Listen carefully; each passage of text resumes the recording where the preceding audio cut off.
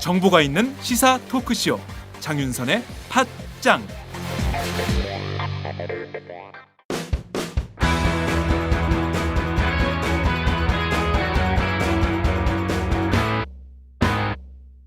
색깔 있는 인터뷰.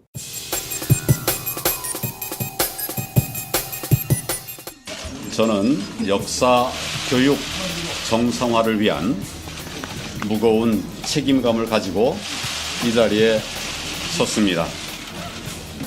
편향된 교과서로 역사 교육을 받고 있는 지금의 학생들에게 미안한 마음마저 듭니다.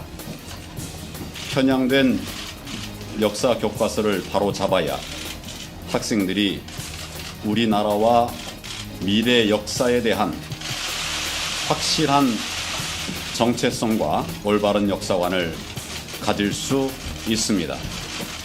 우리의 아이들이 지금 학교에서 배우는 역사 교과서가 무엇이 문제인지, 왜 국정화가 필요한지에 대해, 왜 역사 교육의 개혁이 필요한지에 대해 몇 가지 사례를 들어 말씀드리겠습니다.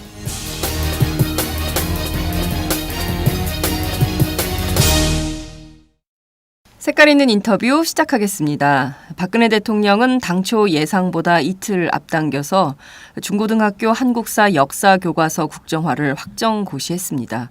어제 오전 황교안 총리의 대국민 담화 그리고 황우여 교육부 총리의 기자회견이 이어졌는데요.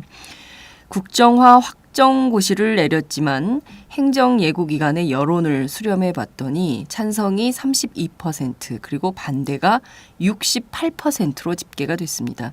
거의 2배 넘는 국민 여론이 반대하고 있음에도 불구하고 박근혜 정부는 확정 고시를 선택한 것이죠. 자, 역사교과서 앞으로 어떻게 될까요? 오늘은 팟짱이 서울 강남 대치동 학원가의 역사 선생님을 한 분 모셨습니다. 스타 강사라고 말하지 말라고 하는데요. 스타 강사 심용환 선생님을 모셨습니다. 오늘은 심 선생님을 모시고 박근혜 정부가 어제 발표한 국정교과서 대국민 담화 직독직해 수업하는 심정으로 공부하는 시간을 마련했습니다. 선생님 어서 오세요. 예, 안녕하세요. 제가 말하지 왜 말라니까. 자꾸 스타 강사라고 하지 말라고. 스타가 아닙니다. 저 스타가 그냥 아니세요? 뭐 스타가 되신 것 같은데. 이상한 데서 약간 알려지겠지만 그냥 뭐 밥 벌어먹고 사는 네. 예, 뭐 강사입니다. 예. 네. 근데 그 페이스북 오마이뉴스의 그 곽승희 기자가 네. 스타로 만드셨더라고요. 그분이 제 인생을 바꿨죠. 예. 그 어떻게 처음에 이렇게 이 교과서 문제에 대해서 관심을 갖고 지속적으로 문제 제기를 하시게 된 거예요? 그러니까 좀 오래됐죠. 그러니까 네. 뭐 제가 이제 알려지게 된 건 최근 얘기고요. 네. 그냥 그러니까 예전부터 이제 교학사 교과서 꽤 오래됐죠. 사태가 있었기 때문에 그때부터 이제 개인적으로는 이제 블로그 통해서 원래 글 쓰는 거 좋아하고 이래서 네. 그런 거에 대해서 글 쓰고 뭐 하다가 이제 꾸준히 이제 지켜보게 되고 하다가 네. 이렇게 된 거죠. 그러니까 예, 한 3년 정도? 3년 정도 교과서 무슨 단체 대표시기도 하시잖아요. 하고 이제 그 대학생 인문학 가르치는 네. 그러니까 대학생 인문학 공동체 네. 깊은 계단 대표기도 하고요. 그렇군요. 하여튼 그 이 역사 교과서 전국에서 원래 저희가 지금 녹음하는 시간이 오전 8시인데요. 원래 이 시간에는 강사 선생님들을 모시면 안 된다고 되게 맞습니다. 새벽 3시나 어떤 분들은 주로 아침에 주무시는 분들이 많고 낮밤이 바뀌어 있는데 저희가 정말 죄송합니다. 이 시간에 모시고 역사 이야기를 안 할 수가 없어서 모셨습니다. 네. 상당히 실례지만 아니 다 불러놓고 무슨 갑자기 그러니까요. 예, 수선을 떨고 있습니다. 자, 대치동 학원가에서 아이들은 뭐라고 하나요? 이렇게 막 군사작전 하듯이 밀어붙이는 국정교과서 이 문제에 대해서 우리 아이들은 주로 어떤 얘기를 선생님께 하던가요? 그러니까 결론부터 얘기하면은 네. 별 반응이 없어요. 그러니까 아무래도 뭐 이제 각자가 자기 입장에서 애들이 탄식을 한다라든지 뭐 이렇게 여러 가지 입장의 얘기를 듣고 싶을 수도 있겠지만 네. 솔직하게 말하면 우리나라 교육 자체가 현실 문제에 관심 꺼라식의 교육이잖아요. 그리고 철저하게 입시만을 위한 교육이기 때문에 네. 실제로 이제 이런 문제에 대해서 막 예민하고 민감하게 반응한다라든지 그런 건 없고요. 네. 그리고 더 그럴 수밖에 없는 게 한국사가 원래 국사 근현대사였다가 통합이 되면서 네. 현재 이제 한국사를 공부하는 친구들이 입시 한 5, 60만 정도 중에 한 2만 5천 명밖에 안 돼요. 그러니까 한 최근 2년 정도만. 네. 그러다 보니까 관심사가 더 떨어지는. 그러니까 한국사를 공부하는 친구들은 좀 어처구니 없어 하죠. 네. 그냥 먹미 수준이죠. 먹미? 예, 그러니까 황당한. 이거 뭐야, 뭐 이런. 예. 그러니까 애초에 너무 이거는 이제 현장 교육과는 동떨어진 얘기이기 때문에 네. 반응 자체에 있을 수가 없고요. 다만 이제 전반적인 분위기 자체는 네. 이렇게 심각한 논란에도 불구하고 되게 조용해요. 저는 그게 좀 비극이라고 생각해요. 왜냐하면 교육이라는 게 네. 현실의 문제를 고민하기 위한 기초 단계라고 저는 생각을 하거든요. 네. 근데 한국 교육은 이제 그렇지 않은. 근데 그게 학생들의 순수함을 지켜준다라고 얘기를 할지 모르겠지만 네. 그 친구들이 이제 곧 있으면 투표권 얻게 그렇습니다. 되는데 이런 식으로 사회 문제와 동떨어진 교육을 시키고 결국은 대학 서열에 들어가는 등위 교육을 받는다는 건 네. 괴물을 기르는 습관일 수도 있겠죠. 네, 네. 그렇군요. 이런 얘기가 나와요. 자꾸 뭐 이렇게 근현대사 가지고 문제가 있으니까 교과서 자체를 오늘 이제 그 집필 기준 그리고 집필 명단 뭐 이런 것들을 일부 공개할 걸로 정해졌는데요. 오전 11시 예정입니다. 고대사 중심으로 기술을 하고 근현대사 좀 빼고 그러면 되는 거 아니야? 뭐 이런 절충론 이런 주장들을 일종의 보수 쪽에서 주장을 하는데요. 네. 가능한 일인가요? 아니 그건 계획된 스토리예요. 계획? 왜냐하면 작년인가 올해 초인가 제가 이제 그걸 일일이 확인하지는 않지만 네. 교육 자체를 이제 그 전근대사 위주로 가겠다. 그러니까 옛날 이야기, 전근대사라 하면 이제 조선 시대까지 네. 선사 시대부터 그 얘기 위주로 가겠다라고 고시도 내려왔고요. 네. 그리고 이제 원래 예전에 교과과정 개편은 이제 그 고등교육은 근현대사로만 하자라는 거였거든요. 몇 년 전에. 근데 이제 개편이 되면서 이제 이제 내년부터 그러니까 현재 고1, 2 애들이 쓰고 있는 개정된 한국사는 6대4 비율. 그러니까 60%가 다 옛날 이야기예요. 그러니까 그건 절충안이 아니고 이미 그렇게 만들어 놨죠. 만들어 놓고 그걸 절충한다는 얘기는 뭐냐면 더 글로 가겠다는 얘기예요. 기만적이죠. 기만적이다. 네. 제 언어가 점점 격해지시네요. 점점 역해집니다. 예. 큰일 났습니다, 이거. 잠을 못 주무셔서 그런 건 아닌 거죠? 그런가? 자, 어찌됐든 지금 보면요. 말씀하신 대로 지금 정해진 계획된 스토리대로 가고 있는 거다. 그래놓고 이제 와서 그 무슨 절충안처럼 제시하는 것은 기만적이다. 이런 말씀을 주셨습니다.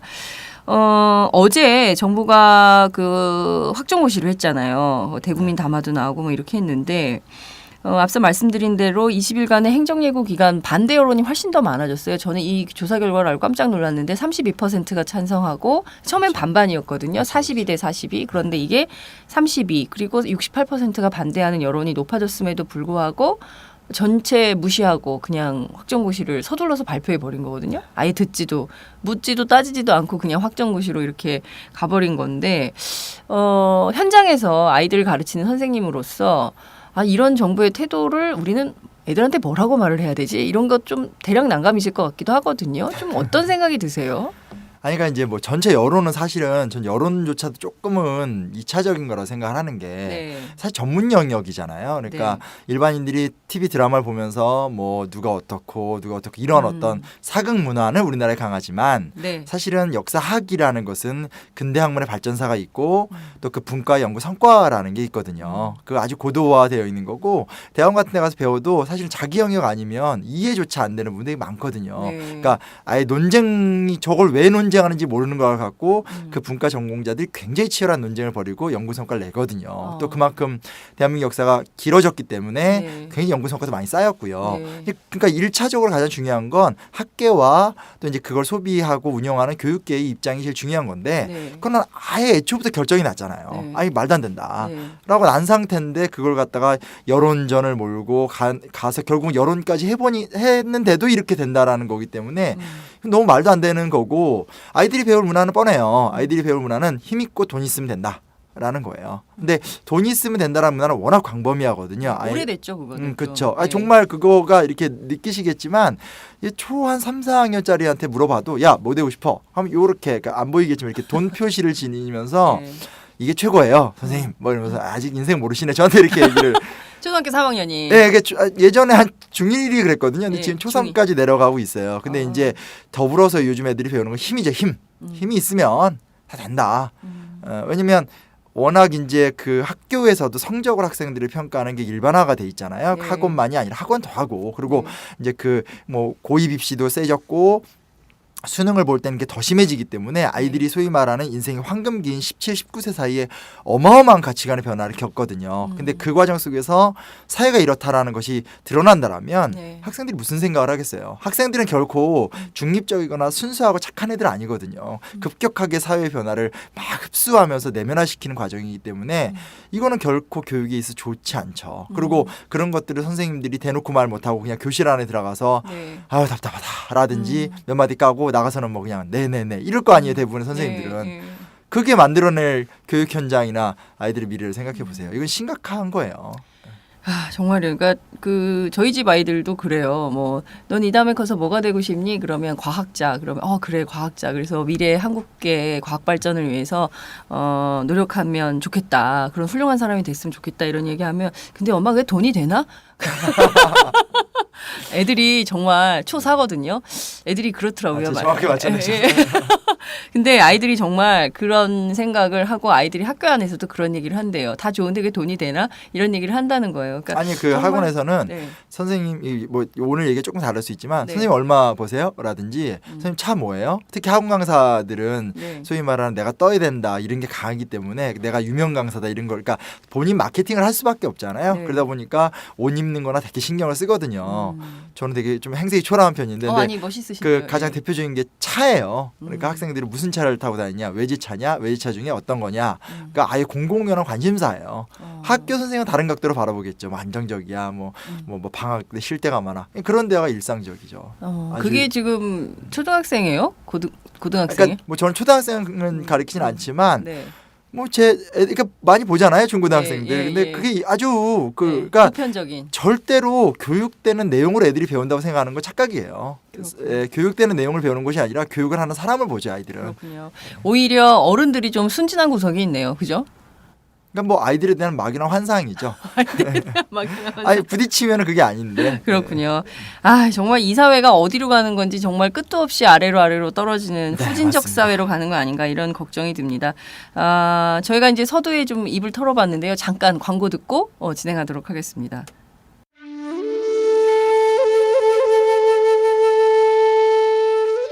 영한네이처의 마카 산삼. 공중파 텔레비전에도 없고 인터넷 배너 광고 하나 없지만 팟캐스트 좀 들어봤다 하는 분들은 다 아는 마카 산삼. 진짜 유명해져서 유사 제품도 많아졌습니다. 이젠 마카 산삼을 검색하면 너무 많이 나와요. 꼭 영한네이처로 검색해주세요. 팟캐스트에서 듣던 그 마카 산삼을 구입할 수 있습니다. 특히 나라 걱정으로 심신이 지친 분들에게 권합니다. 몸에 정말 좋습니다. 내 몸도 나라도 살릴 힘이 납니다. 페루의 마카와 우리나라 산삼, 몸에 좋은 11가지 원료를 모두 하나로 만든 마카 산삼. 마카 녹용과 마카 소와 청소년도 있습니다. 1일 2회 공복에 따뜻한 물과 함께 드세요. 영한네이처 마카 산삼. 네, 저도 팟짱 녹음하기 전에 마카산삼을 꼭 챙겨 먹고 있습니다. 자, 어제 황교안 국무총리 대국민 담화 보셨을 텐데요. 선생님 어떠셨어요? 전반적인 기운이 좀 어떠셨습니까? 요새는 전반적인 기운을 좀 듣는 게 추세여가지고요. 총평을 좀 부탁드릴게요. 아니 그러니까 이게 왜 기운으로 대화를 해야 되는지 잘 모르겠어요. 그러니까 총평으로 본다라면 글쎄요. 그러니까 저는 그냥 솔직히 그때 막 들었던 생각이 있는 거예요. 닭의 모가지를 비틀어도 새벽은 오지 않을까. 이게 이제 사실 유명 정치인이 했던 말이긴 한데 네. 지금이 72년인지 79년인지 혹은 80년 5.18 전야인지는 잘 모르겠어요. 제가 굳이 어떤 뭐 제가 정치를 하는 사람도 아니지만 어떤 그런 유신이나 유신 말기나 5.18 이런 얘기를 끄집어내는 게 별로 부담스러울 수도 있겠지만 네. 그 정도의 참혹함이라고 할까요? 저는 그 시대에 싸웠던 사람도 아니고 뭐 그 유신 때 살았던 사람도 아니지만 교육을 통해서 또 이제 전공을 통해서 많이 성찰할 수밖에 없는 입장이잖아요. 근데 네. 뭐 기억을 기억이라고 하는데 기억을 니은이라고 하는 게 맞다. 그래서 틀렸다 해서 기억은 기억이에요라는 걸 각종 수단을 통해서 설명을 드렸는데 네. 그럼에도 불구하고 기억은 니은이다라고 얘기를 하는 상황인데 그 상황을 저 같은 역사를 가리키거나 역사를 전공한 사람 입장에서는 그것이 유신이 아니고 칠칸 아무개 때가 아니고 무엇일까? 네. 뭐 세계사적으로 얘기를 하더라도 그러니까 뭐 그런 데 있잖아요. 짜르치아에서의 뭐 어떤 뭐 입장이라든지 프랑스 혁명 전야의 어떤 그런 입장 막 네. 너무 답답합니다. 그렇군요. 자, 어제 보면 황교안 총리의 담화를 좀 이렇게 그 행간의 의미를 꼼꼼하고 구체적으로 좀 살펴볼 필요가 있어서요. 하나하나 좀 저희가 오늘 공부하는 심정으로 선생님 말씀을 좀 드리려고 하는데요. 서두에 이런 말을 했습니다. 너무나도 분명한 6.25 전쟁의 책임마저 북한의 잘못이 아닐 수도 있다는 그릇된 생각을 갖게 할 우려가 있습니다. 남북 간 38선의 잦은 충돌이 전쟁의 직접적인 원인인 것처럼 교묘하게 기술하고 있습니다. 편향된 역사 교과서를 바로잡기 위해서 지금 학교에서 배우는 역사 교과서의 문제점을 하나하나 다 거론을 했는데요. 우선 이런 거예요. 남북한의 한국 전쟁 책임론을 지적했습니다. 현행 교과서가 6.25 전쟁의 책임마저 북한의 잘못이 아닐 수도 있다. 이런 그릇된 생각을 갖게 할 우려가 있기 때문에 이것은 좀 바로잡아야 되겠다. 이런 주장을 했습니다. 실제 그런가요? 그 전에 간단하게 말씀드리면 네. 현행 교과서는 네. 아주 보수적인 교과서예요. 그러니까 교과서 그러니까 속칭 그분들 그러니까 뉴라이트 쪽에서 많이 얘기하는 게 공과 과에 대한 기술 분량이 잘못됐다. 네. 근데 공과 과 형태로 써 있어요. 교과서를 보면 철저하게 대통령의 공과 과가 같이 써 있고 네. 사실은 냉정히 따지면 공 위주로 써 있죠. 왜냐하면 교과서 자체가 누구를 평가하는 것보다는 시대의 흐름을 이야기하고 있는 거기 때문에 네. 그렇기 때문에 우리가 속칭 보수적인 분들이 얘기하는 뭐 어떤 박정희 대통령의 경제 산업화의 업적 같은 것들이 네. 아주 상세하게 나와 있어요. 학생들은 1차 경제개발 계획이 군정 때 시작이 됐는지 제3공화국 때 시작됐는지도 구분해서 외워야 돼요. 그런 게 시험에 나온다는 거죠? 네, 그 시험에 나와요. 그러니까 네. 아주 디테일하게 외우고 네. 최근에는 1차 경제개발, 2차 경제개발은 60년대, 네. 그리고 3차 경제개발은 70년대, 네. 그리고 1차 오일 쇼크는 73년에서 74년, 네. 2차 경제개발은 78년에서 80년. 네. 근데 이제 1차 경제개발 때는 네. 중동 진출을 통해서 이겨냈다. 이게 다 외워요. 거의 뭐 산업화의 위협들을 전부 다 네, 다 외워요. 줄줄이 사탕으로 외우고 있는 거네요. 그러니까 공과 과론을 많이 얘기하지만 네. 지금 교과서 충분히 공과 과를 서술하고 있고 네. 아주 보수적인 입장으로 써 있어요. 네. 그에 비해서 속칭 진보 진영에서 이야기하는 무슨 이승만 대통령의 6.25 전쟁 책임론이라든지 네. 대규모의 민간인 학살이라든지 박정희 대통령 시대 때 있었던 그 참혹했던 인권 유린 같은 것들에 네. 대해선 거의 다뤄지지 않아요. 거의 다뤄지지 않고 유일한 게 이제 제주 4.3 사건 그리고 제주 4.3. 네 그리고 민청학년 사건 네. 그리고 삼천교육대 딱 세 개 네. 다뤄지는데 네. 그게 시험에 나오냐? 단 한 번도 수능에 출제가 된 적이 없어요. 우리 그 수능의 역사에서 한 번도 한 번도 출제가 된 적이 4.3 없어요. 민청학년 삼청교육대 그러니까 애들이 시험에 안 나오니까 학원에서도 네 공부할 필요가 없죠. 네. 네. 근데 아예 뭐 이제 뭐 EBS 수능 특강 이런데 안 나오는 건 아니니까 언급 정도 하고 가는데 저거 딱 세 마디 나와요. 그러면 이 교과서는 기존 교과서는 이제 보수적이라는 거죠. 네. 네. 그러니까 그 전제부터 보수인데 심지어 그 이명박 정부 때 국편위원장 하셨던 이태진 교수께서 네. 이번에 인터뷰하셨지만 현행 네. 교과서 중도 우파 혹은 우파 교과서다라고 인터뷰하셨거든요. 네. 그분이 그 교학사 교과서 통과시켜 주신 분이세요. 그리고 학계에서도 굉장히 보수적이시고 물론 학문적 업적이 뛰어나신 네. 분이신데 그런 분인데도 그분도 그렇게 얘기하시거든요. 네. 그러니까 이 교과서가 얼만큼 보수적인가 현행 교과서가 예. 수정 명령 전의 교과서도 그래요. 네. 근데 이걸 갖다가 뭐 이렇게 좌편향 교과서라고. 그건 너무 받아들일 수가 없는 얘기예요. 예. 전공자 입장에서. 그러니까 보수가 보더라도 정말 보수가 보더라도 이것은 보수 우파적인 교과서인데 도대체 저분은 뭘 원하는 걸까 그러니까 이런 생각이 뭘 쓰자는 어떤 걸 쓰자는 건지 그러니까요. 한번 좀 다시 한 번 더 그 교과서 속으로 들어가 보도록 하겠습니다. 그래서 그 6.25 예, 6.25 전쟁. 얘기는 뭐냐면 네. 그러니까 이거죠. 교과서가 6.25가 이제 북한의 전면적 네. 남침을 했다. 이건 뭐 너무 당연한 거고 네. 매번 문제를 통해서 물어보고 네. 그거는 사실은 다 알잖아요. 시험에 계속 나오는 거죠. 네, 시험에는 한국전쟁 문제가 거의 매해 나오고요. 네. 한국전쟁 문제 유형을 언제나 예. 그 전쟁 전개도를 물어봐요. 북한이 쳐내려와서 낙동강까지 갔다가 또 이제 인천 상륙작전 네. 해서 올라갔다가 다시 이제 그 중국군 때 밀려 내려왔다. 이 얘기를 반복적으로 거의 매해 물어봐요. 그러니까 그 교육 자체는 문제가 없고요. 네. 다만 이게 있잖아요. 그러니까 해방이 된 다음에 남한 사회 내에서도 소위 말하는 이 어떻게 이 국가를 이끌어갈 것인가를 두고 이승만 같은 사람들은 그냥 단독 정부로 가자. 네.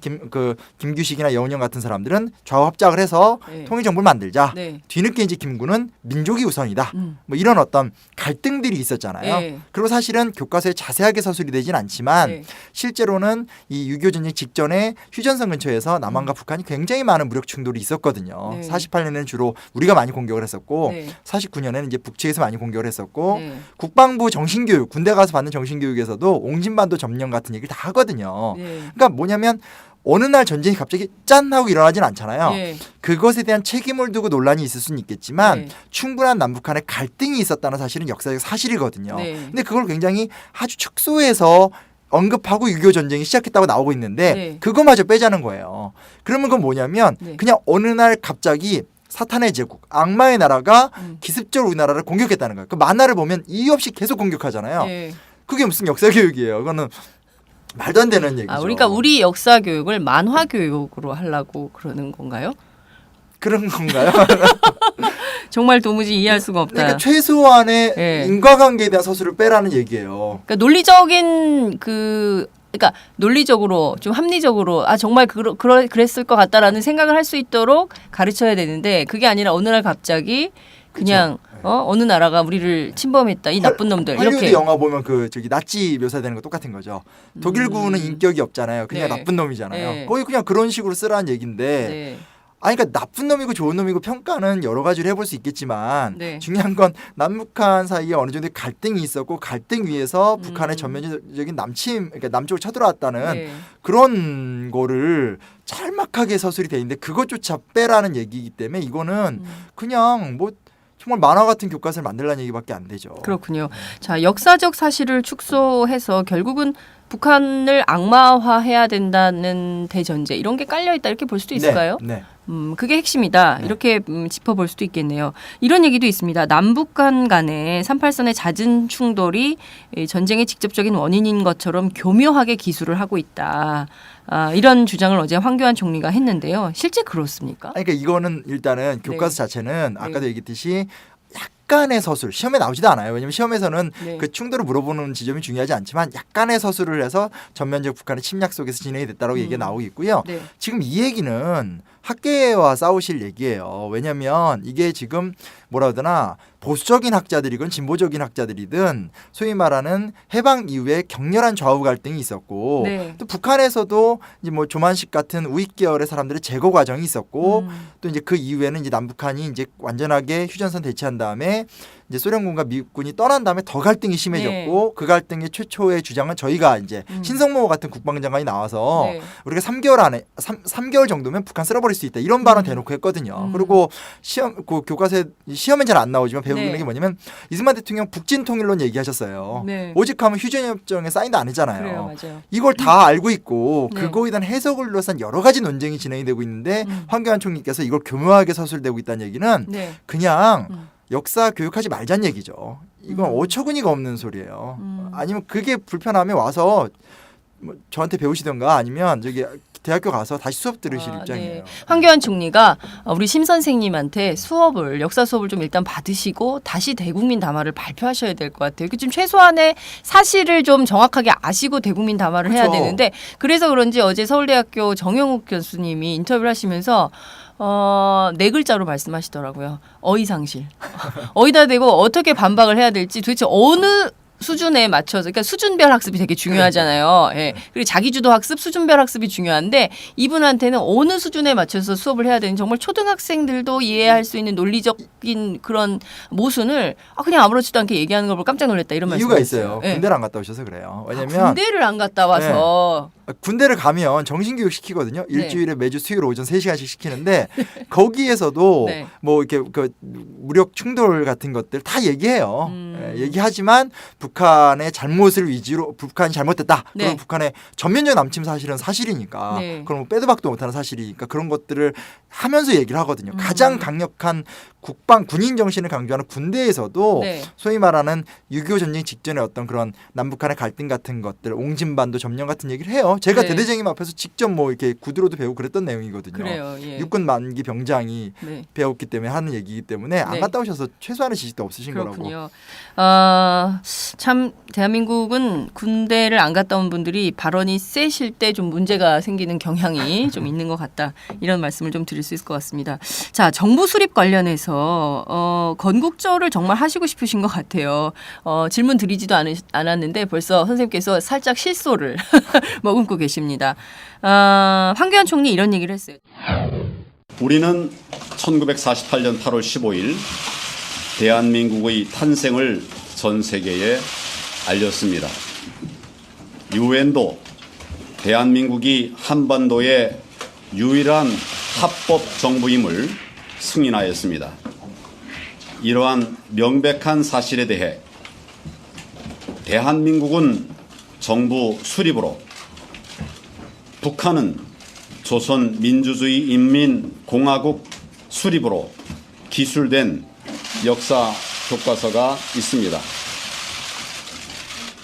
대한민국은 마치 국가가 아니라 정부 단체가 조직된 것처럼 의미를 축소하는 한편, 북한은 전권 수립도 아닌 국가 수립으로 건국의 의미를 크게 부여해 오히려 북한의 국가 정통성이 있는 것처럼 의미를 왜곡 전달하고 있는 것입니다. 1948년 8월 15일 명백히 대한민국의 탄생을 알렸다. 그런데 이런 주장을 계속하는 거예요. 근데 우리는 이렇게 배웠잖아요. 1945년 8.15 광복, 해방. 이걸 훨씬 더 중요한 역사로 배우지 않습니까? 그렇죠. 그런데 느닷없이 1948년 8월 15일 대한민국 탄생을 강조합니다. 왜 그런 걸까요? 그러니까 방금 앞에 한국전쟁 얘기는 네. 무지와 무식으로 생긴 문제라면 이거는 정확한 역사 쿠데타예요. 이게 되게 전 중요한 부분이라고 생각을 하는데 네. 왜냐하면 그러니까 저희가 단순하게 헌법적 가치를 얘기하는 게 아니라 네. 학문적으로 보면 이 뭐라 해야 되나 구한말 조선이 망한 다음에 네. 그 망한 위에서 우리가 주변 상황을 보면서 민족주의도 받아들이고 공화주의도 받아들이면서 3.1운동의 바탕 속에서 즉 네. 민의를 바탕으로 임시정부를 세웠잖아요. 그렇습니다. 그게 근데 우리 헌법 정신이죠. 헌법 정신이고 예. 대한민국 건국의 기초고 그렇습니다. 또 플러스 단순하게 임시정부만이 아니라 그 이후에 폭발적인 독립운동의 다양성이 나타나요. 우리가 북한과 차이가 있는 게 뭐냐면 네. 북한이 되게 웃긴 게 북한도 3.1운동을 기점으로 보거든요. 근데 네. 북한의 역사교육은 3.1운동 이후에 만주에서 김일성의 항일 투쟁만을 정통적 독립운동사로 봐요. 좀 도대체 이상하네요. 그런 게 어디 있어요? 그러니까 그렇죠. 지가 뭔데? 그리고 아니 지가 독립운동사에서 뭐 얼마나 큰 위치를 차지하고 있다. 그리고 네. 여러 독립운동이 같이 이루어졌는데 근데 우리 남한의 역사교육이 훨씬 우월한 건 뭐냐면 네. 3.1운동 이후에 뭐 당연히 우파의 독립운동사는 상세하게 배우고 김구 선생이 뭐 이런 그리고 뭐 중도파 뭐 실제 현행 교육은 잘 안 하지만 네. 일부 좌파의 얘기 또 이제 국내에서 여러 가지 좌업자 활동을 다 배우거든요. 네. 그런 어떤 어마어마한 비록 나라는 잃었고 무슨 망명 정부가 있는 것도 아니었지만 네. 최선을 다해서 노력을 해서 여기서 말하는 망명 정부 이제 그 조선왕조가 이렇게 탈출해서 만든 것이 예, 아니라 예. 예, 어떤 그런 노력을 해서 대한민국까지 수립이 됐다라는 이 소위 말하는 역사의 연속성 그게 1917년 대동단결 선언이라는 게 있는데 네. 황제권이 소멸되면서 이때부터 비로소 민권이 나타났다. 그러니까 민권. 그렇죠. 민권 일본이 선언. 네.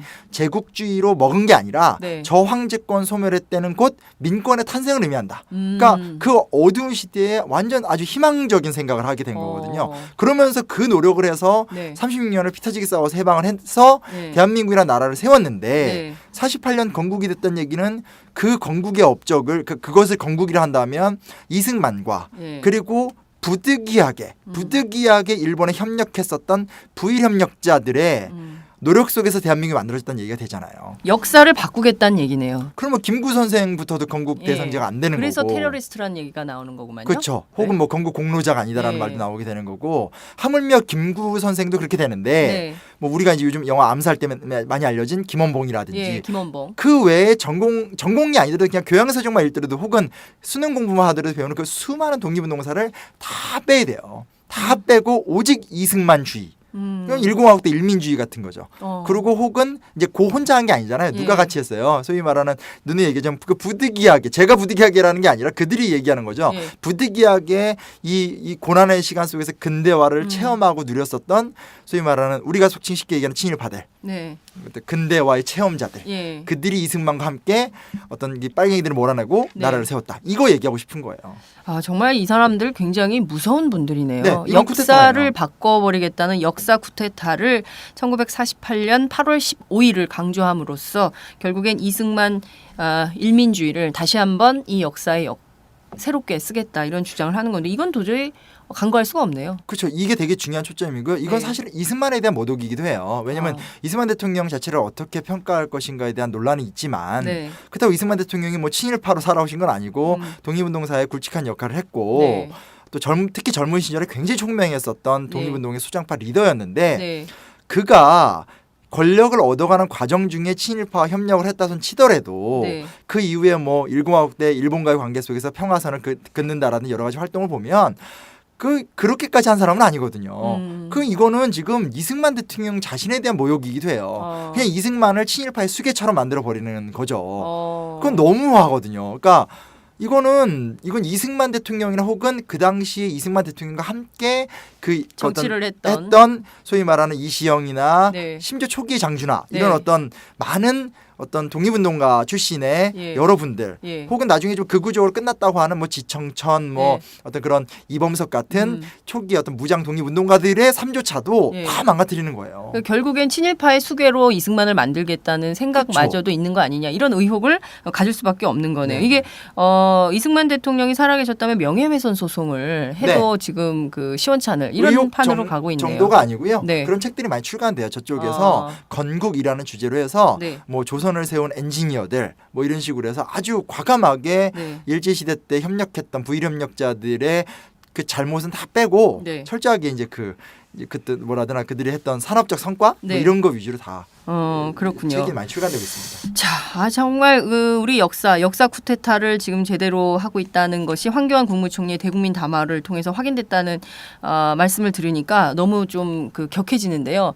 저희가 이 격한 감정을 잠시 누르고 다시 차분하게 공부하는 모드로 돌아와야 되기 때문에 잠시 광고 듣고 이어가겠습니다.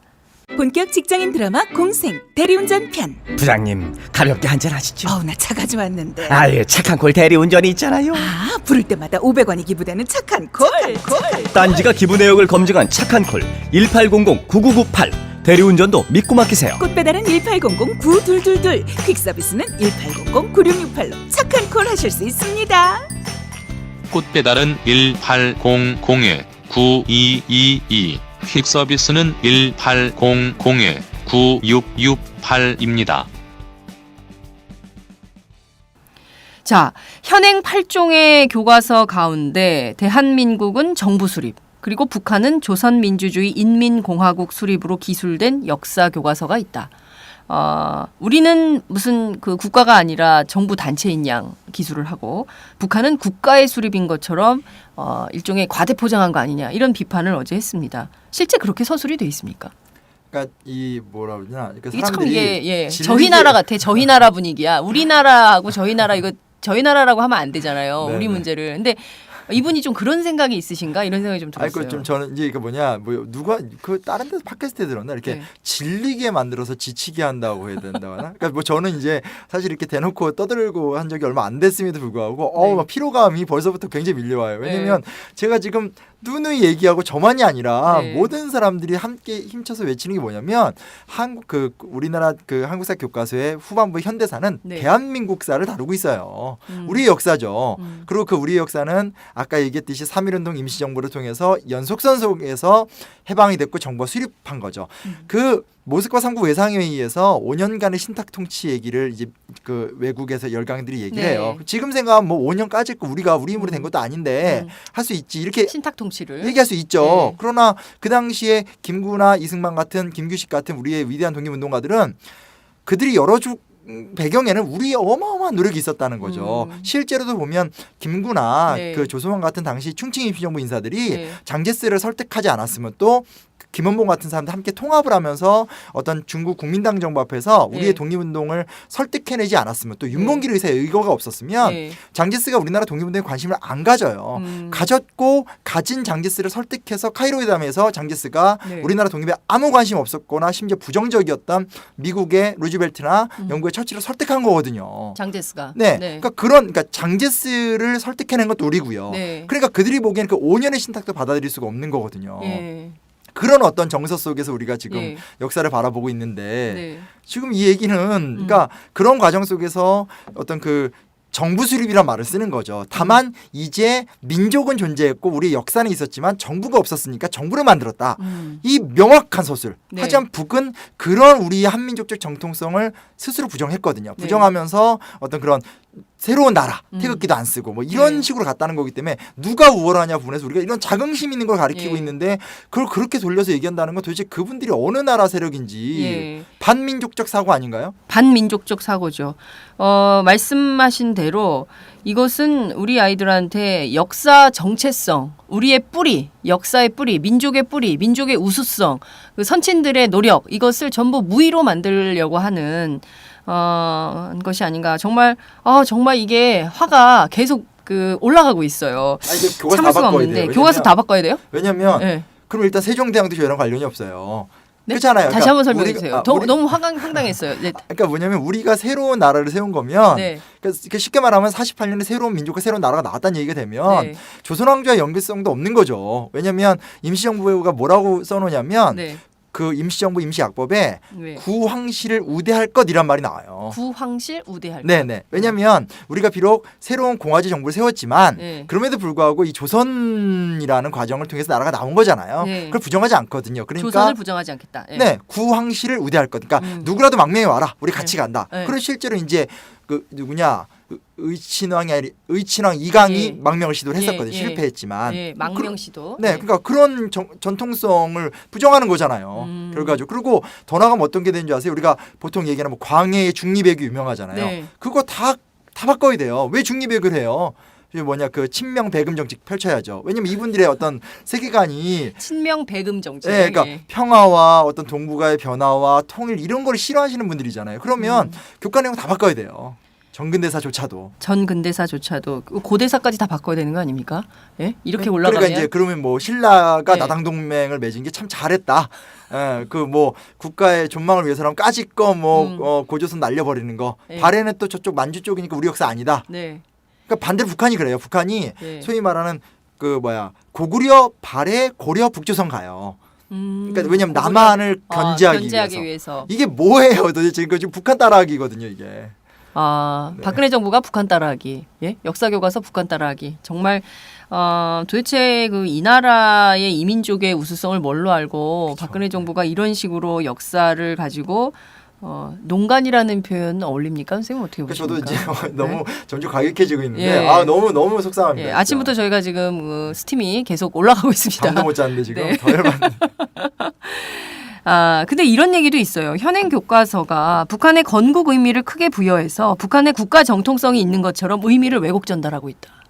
이런 주장을 어제 황교안 총리가 했습니다. 그러니까 그렇게 생각하면 그렇게 보이겠죠. 뭐 애초에 교과서를 그렇게 보겠다고 하고 보는 거니까. 네. 예를 들면 이거잖아요. 성경이 있어요. 그러면 기독교인들에게 성경은 굉장히 깊은 가르침이고 네. 또 사실은 종교가 갖고 있는 가치를 최소한의 존중을 해준다라면 성서에 가치가 있겠죠. 네. 하지만 안티 기독교를 싫어하고 부정적으로 보고 폄하하는 세력의 입장에선 성경에 아무리 좋은 말이 나와도 부정적으로 보일 수밖에 없는 거예요. 제가 옛날에 수업 중에 김구 선생, 그러니까 저도 이제 수업하다 보면 저 이제 어떤 그런 역사에 대한 자부심이 드러나잖아요. 그래서 열정적으로 김구 선생님에 대한 휴가 얘기를 막 했어요. 그러니까 하다 보다. 근데 한 학생 중에 걔가 뭐라고 그랬는지 정말 잊지 못하는 건데 네. 딱 그대로 듣고 있더니 지 잘난 맛에 사네 딱 이 한마디 하는 거예요. 그러니까 그 친구는 고등학교 1학년짜리 애인데 네. 여태까지 세상을 바라보는 관점이 그건 거였어요. 부모님한테 배운지 뭔지 모르겠지만 뭔가 열심히 사는 건 다 지잘난 맛. 이렇게 하니까 김구 선생이 했었던 그런 어떤 정말 위대한 노력들도 그걸 이제 지잘난 맛에 산다. 라고 딱 얘기를 해버리는 정말 싸다고 맞았던 느낌이어서 제가 수업 중에 화를 냈던 기억이 있는데 그런 시각으로 보면 그런 게 다 그렇게 보이는 거죠 뭐. 그렇지 않나요? 아, 정말 근데 좀 씁쓸하네요. 학생이 수업 중에 지잘난 맛에 사네 이렇게 김구 선생에 대해서 또 선생님에 대해서 그런 평가를 하는 현장이 도처에서 벌어질 거 아닙니까? 아이들에게 이런 역사 교육을 시킨다면 저는 그 자체를 과연 우리가 허용할 수 있는 나라인가 물을 수밖에 없는데요. 어제 담화 중에 저는 좀 개인적으로 가장 뜨악한 대목이 바로 천안함 관련이었습니다. 저 얘기를 왜 하지? 저게 천안함 굉장히 비교적 최근 서술인데 고대사 위주로 가자면서 천안함 얘기는 또 어떻게 넣자는 거야. 이게 도대체 앞뒤가 안 맞는 서술을 계속하고 있다 이런 비판을 할 수밖에 없었는데요. 이런 겁니다. 46명의 대한민국 장병의 목숨을 앗아간 북한의 천안함 폭침도 도발은 우리가 결코 있어서는 안 되는 아픈 역사입니다. 그러나 일부에선 북한의 이런 만행을 미국의 소행으로 왜곡하거나 암초에 부딪혀 좌초된 우발적 사고인 양 허위 주장을 하고 있습니다. 이러한 왜곡된 주장을 인정이라도 하듯 다수 아이들이 배우는 어떤 교과서들에는 북한의 천안함 폭침 도발 사건이 빠져 있습니다. 남북 관계의 실상을 제대로 보여줘야 할 역사 교과서에 북한의 군사 도발과 그에 따른 우리 국민들의 희생은 최소 한도로만 서술함으로써 북한의 침략 야욕을 은폐, 희석시키고 있습니다. 많은 국민들은 현행 역사 교과서가 문제가 많다는 데는 공감을 하면서도 그러한 비정상적인 교과서 발행은 철저한 검정 제도를 통해서 해결하면 되지 않느냐는 말씀을 하시기도 합니다. 문제는 검정 제도를 통해서는 해결하기 어려운 우리의 현실입니다. 제가 한번 좀 그대로 읽어볼게요. 황교안 총리의 주장입니다. 일부에서 북한의 만행, 천안함 관련된 만행을 미국의 소행으로 왜곡하거나 암초에 부딪혀 좌초될 우발적 사고인 양 허위 주장을 하고 있는데 이런 왜곡된 주장을 인정이라도 하는 것처럼 다수 아이들이 배우는 교과서가 있다. 실제 북한의 천안함 폭침 도발 사실이 빠져 있다. 이런 주장을 했습니다. 이거 어떻게 봐야 됩니까? 그러니까 그분들이 이걸 추론해 보면 네. 단 한 줄의 교과서도 읽어본 적이 없고 단 한 번의 역사 교사들에 대한 자문이 없었다고밖에 전 볼 수 없어요. 왜냐하면 그 얘기는 찌라시에 도는 얘기들이에요. 제가 이제 뭐 찌라시에 대한 반박글도 쓰고 네. 찌라시들이 많이 제보되는 걸 봤는데 그 중에 항상 몇 년 전부터 반복되던 내용이 뭐냐면 북한 인권에 대한 제대로 된 서술이 없다. 천안함 비경, 뭐 연평해전 이런 것들에 대한 어떤 정확한 기술이 없다. 계속 그 얘기예요. 교과서에. 예. 그리고 그러면서 이제 어떤 북한을 미화 찬양한다. 반복적으로 돌던 찌라시거든요. 내용이 하나도 안 바뀌었거든요. 네. 근데 이 논란 와중에도 결론은 저 얘기를 한다는 건 애초에 교과서에도 교사들이 어떤 교육을 하는지에 대해서 조금도 모른다는 것밖에 안 돼요. 조금도 모른다는 것밖에 안 되고 그러니까 너무 천박한 거죠. 일국의 총리가 찌라시에 나오는 내용을 보고 얘기한다. 이건 너무 정말 무슨 대화를 해야 될지 모를 정도죠. 찌라시 총리입니까? 오늘 너무 세게 예, 제가 막 말하는 과격하게 것 막 같은데. 가고 있습니다. 예. 예, 근데 정말 저거는 너무 말이 안 되는 얘기예요. 그러니까 어떻게 3, 4년 전부터 돌던 인터넷에 떠도는 네. 소위 말하는 일베나 그런 유해 사람들에 의해서 떠도는 얘기가 네. 일국의 국무총리가 저런 얘기를 할 수 있는 저는 너무 당혹스러워요. 그러니까 무슨 교과서를 변호하기 전에 네. 저건 전형적으로 떠도는 몇 개 패턴이거든요. 주체사상 가리키고 있다, 좌편향돼 있다, 그리고 방금 얘기한 저런 내용들이 교과서에 부족하게 실려 있다 이런 식으로 공격을 해요. 네. 그러니까 도대체 이런 찌라시는 누가 만드는 건지도 궁금하네요. 말씀하신 대로 북한 인권, 연평해전, 천안함, 북한 미화 찬양 관련된 내용이 찌라시로 돌고 있었는데 이 내용 일간 베스트에서 나올 법한 그런 이야기들을 그대로 고스란히 받아서 총리가 대국민 담화거든요. 대국민 그렇죠. 담화는 아무 때나 하는 것도 아니거든요. 굉장히 국가가 위중한 사태에 있을 때 발표하는 국민을 향한 목소리인데 그것을 찌라시에 나오는 얘기를 그대로 받아서 소화했다. 이것을 그 상식을 건전한 상식을 가진 국민들이 어떻게 이해를 해야 되는 건지 선생님께서도 굉장히 매우 당혹스러워하시는 것 같은데요. 그리고 북한에 대한 서술은 굉장히 엄격해요. 북한 교과서가. 네, 아주 간단하게 한 장 정도로 나오긴 하지만 네. 하나는 이제 북한 유일 체제 확립, 네. 그러니까 김일성이 모든 권력을 차지하는 과정. 음. 두 번째는 이제 북한이 천리마 운동을 비롯해서 경제 개발했지만 다 실패했고 84년 이후부터 개혁 개방 시작하고 있는데 잘 못하고 있다. 얼마나 교과서가 명쾌하게 북한의 독재상과 그리고 그러네요. 이제 경제 개발의 실패를 표현하고 있잖아요. 그리고 대남 도발에서 이제 가장 유명한 게 그 1.12 사건, 그러니까 김신조 네. 난파, 그리고 이제 푸에블로우 납치 사건, 그리고 이제 교과서에 따라서 도끼 만행 사건, 네. 딱 세 가지 다 나와요. 이 정도면 저희가 교과서 배웠을 때하고 거의 비슷한 것 같은데. 네, 그렇죠. 내용도 안 바뀌었고요. 예, 예. 교과서 전체 분량 속에서 북한사 한두 장 나오는데 이 정도면 정확하게 북한이 갖고 있는 우리가 경계해야 될 부분에 대한 얘기를 쓰고 있는 거 아니냐는 거예요. 근데 만약에 지금 얘기한 것처럼 그걸 다 넣어버리면요, 그냥 이거는 증오와 혐오로 가자는 거죠. 그냥 반공이 아니라 네. 우리 기성세대들이 갖고 있는 반공이지만 뭐 흡수를 하든 정복을 하든 통일하자는 의지가 있으시잖아요, 어르신들은. 네, 네. 근데 이제 이런 식으로 정말 교육을 바꾸자고 얘기하면 그냥 현북이 현북. 현북. 저 나쁜 놈들 아예 상종조차 안 하겠어. 그러니까 통일을 나발이고 그냥 상종도 안 하겠다는 혐오감 키우고 증오감만 키우는 교육으로 바꾸자는 얘기죠. 한 장밖에 안 되는 내용에다 저 내용을 다 넣자면 네. 뭘 가르치겠어요? 그럼 평화통일이라는 교육은 다 빠져야 되겠죠. 아, 그렇군요. 아니 근데 그 지금 통일 대박론을 박근혜 대통령이 주장을 하고 있지 않습니까? 그리고 이제 그 육자 회담 재개에 대한 강력한 의지도 지난 한중일 정상회의에서 강조를 했고, 그리고 평화 통일 어떻게 됐든 언제 통일이 될지 모르니까 늘 통일을 준비하라는 게 박근혜 대통령이 통일준비위원회에다 네. 대고 하신 비공식 말씀이십니다. 그럼에도 불구하고 교과서 한두 장, 북한에 대한 서술이 한두 장밖에 없다는 것도 저는 좀 놀라운데요.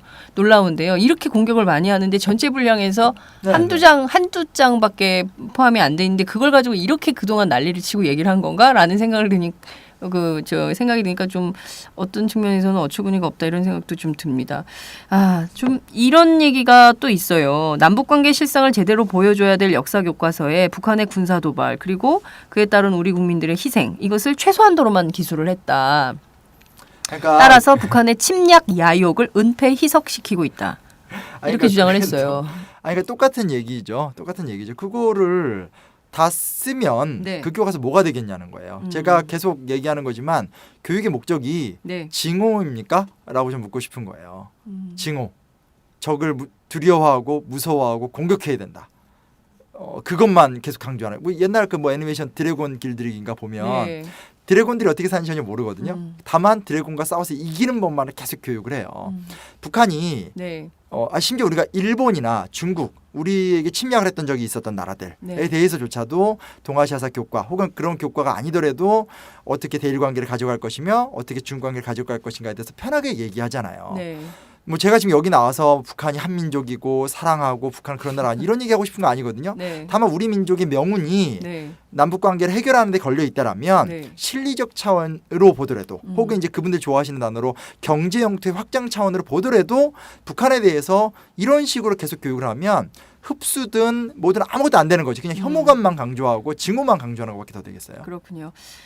정말 교육의 목적이 무엇입니까? 증오를 원하시는 겁니까? 아이들에게 증오를 가르치란 말이냐. 이런 선생님의 눈빛이 살짝 흔들리는 모습을 보니까 한편으로는 가슴이 아프기도 합니다.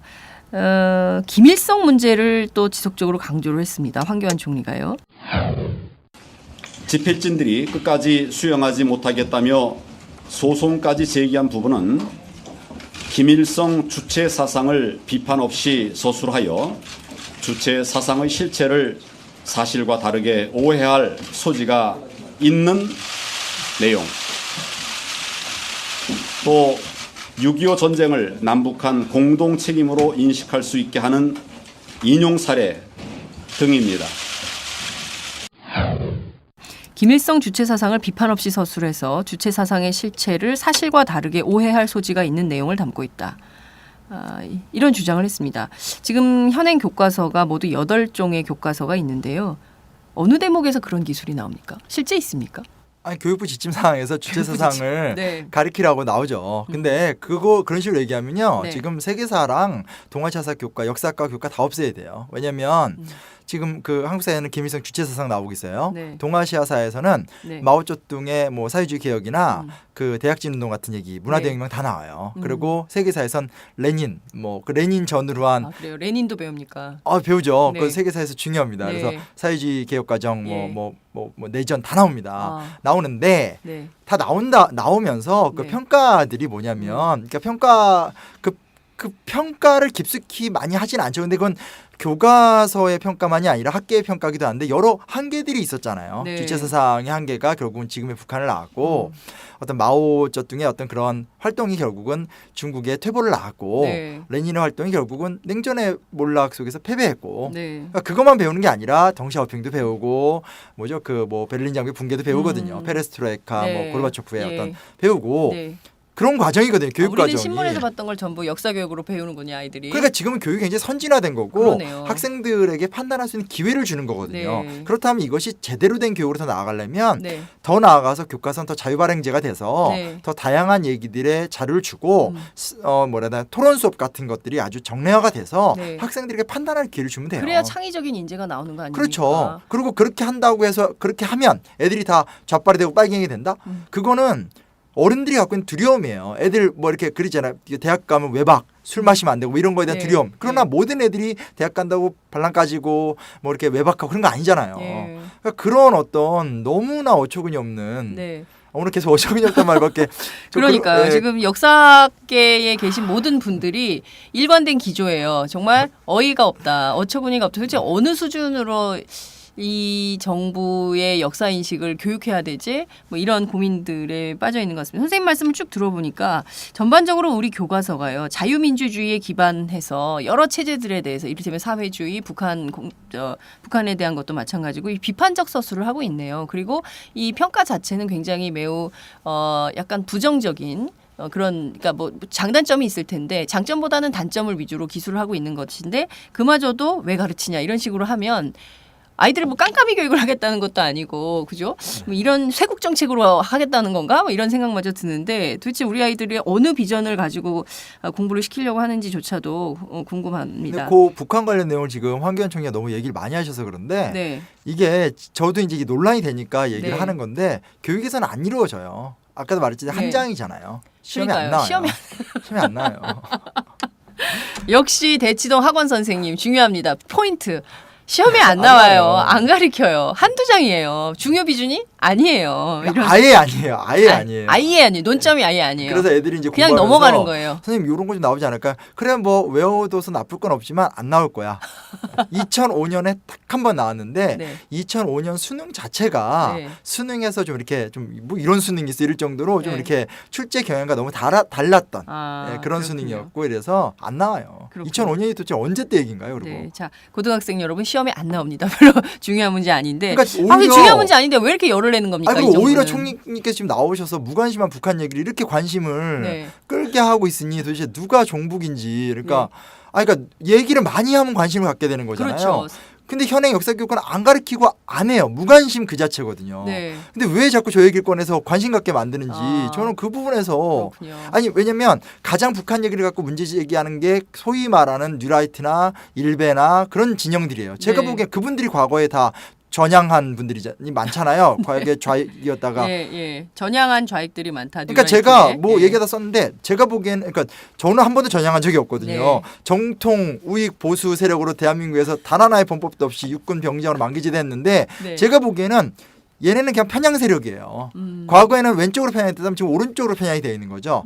그냥 편향 세력인 거지 네. 좌우가 아니에요. 그렇군요. 그 엉뚱한 애들이 와가지고 이상한 관심 불러일으키는 거죠. 그렇군요. 진정한 종북은 황교안 총리다. 왜냐하면 교과서에서 별로 주목받지도 못하는 한두 쪽짜리 분량, 그리고 심지어 학원가에서 가르치지도 않고 시험 문제에 나오지도 않아서 학생들한테 외면받고 있던 북한 문제를 이렇게 온 나라를 들쑤셔 놓으면서 관심의 한 복판으로 끌어왔기 때문에 진정한 종북은 황교안 총리 아니냐. 이런 문제 제기를 해 큰일 주셨습니다. 났다. 제가 너 아침이라고 너무 막 얘기한 거 어제 그 총리 그 담아보고 너무 흥분해가지고. 그러니까요. 큰일 났네, 그게 이거. 아직도 이게 가라앉지가 않고 있는 것 같습니다. 잡혀갈 그런데 때는 같이 잡혀가야 돼요. 저 위로하셨습니까? 네. 자, 그 황교안 총리가 이런 얘기를 했어요. 그러니까 교과서에는 정부의 수정 요구에 따라 삭제했거나 수정된 편향적 내용들이 해당 교과서의 지도서와 문제집에는 오히려 강조되고 있습니다. 일부 지도서에는 김일성 일대기를 소개하고 김일성 헌법 서문을 그대로 알려주며 6.25 전쟁은 이데올로기의 대리전이자 민족 내부의 갈등이 얽혀 발발한 것임을 깨닫게 한다라고 가르칠 것을 지도하고 있습니다. 또 일부 문제집에는 주체 사상을 비판하는 것이 아니라 주체 사상이 무엇인지를 묻는 문제, 김일성 주체 사상을 답하도록 하는 문제를 출제하고 있습니다. 교사용 지도서를 만든 사람들, 또 문제집을 만드니 모두 교과서를 집필한 바로 그 사람들입니다. 이들이 교과서에서는 기술하지 못하는 편향된 사관을 지도서와 문제집에는 원하는 대로 강조하고 있는 것입니다.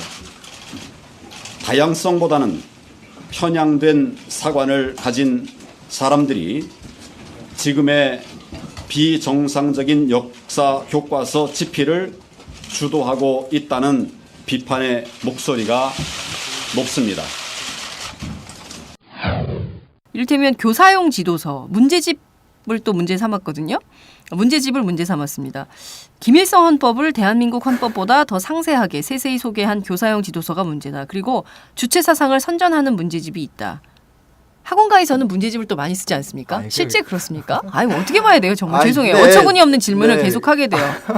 왜냐하면 어제 황교안 총리가 너무 이런 얘기를 다 했기 때문에 저희가 꼼꼼하게 오늘 직독직해. 네. 그러니까 그분 뭐 공안검사 출신이시라면서요. 네. 그래서 그러신 것 같은데, 아니 교사용 지도서는 네. 저기 이명박 정부 들어서 바뀌었어요. 그러면 만약에 지금도 그렇다면 네. 지금 저기 전임 대통령이나 전임 대통령 당시 교육부 장관들 구속해야 돼요.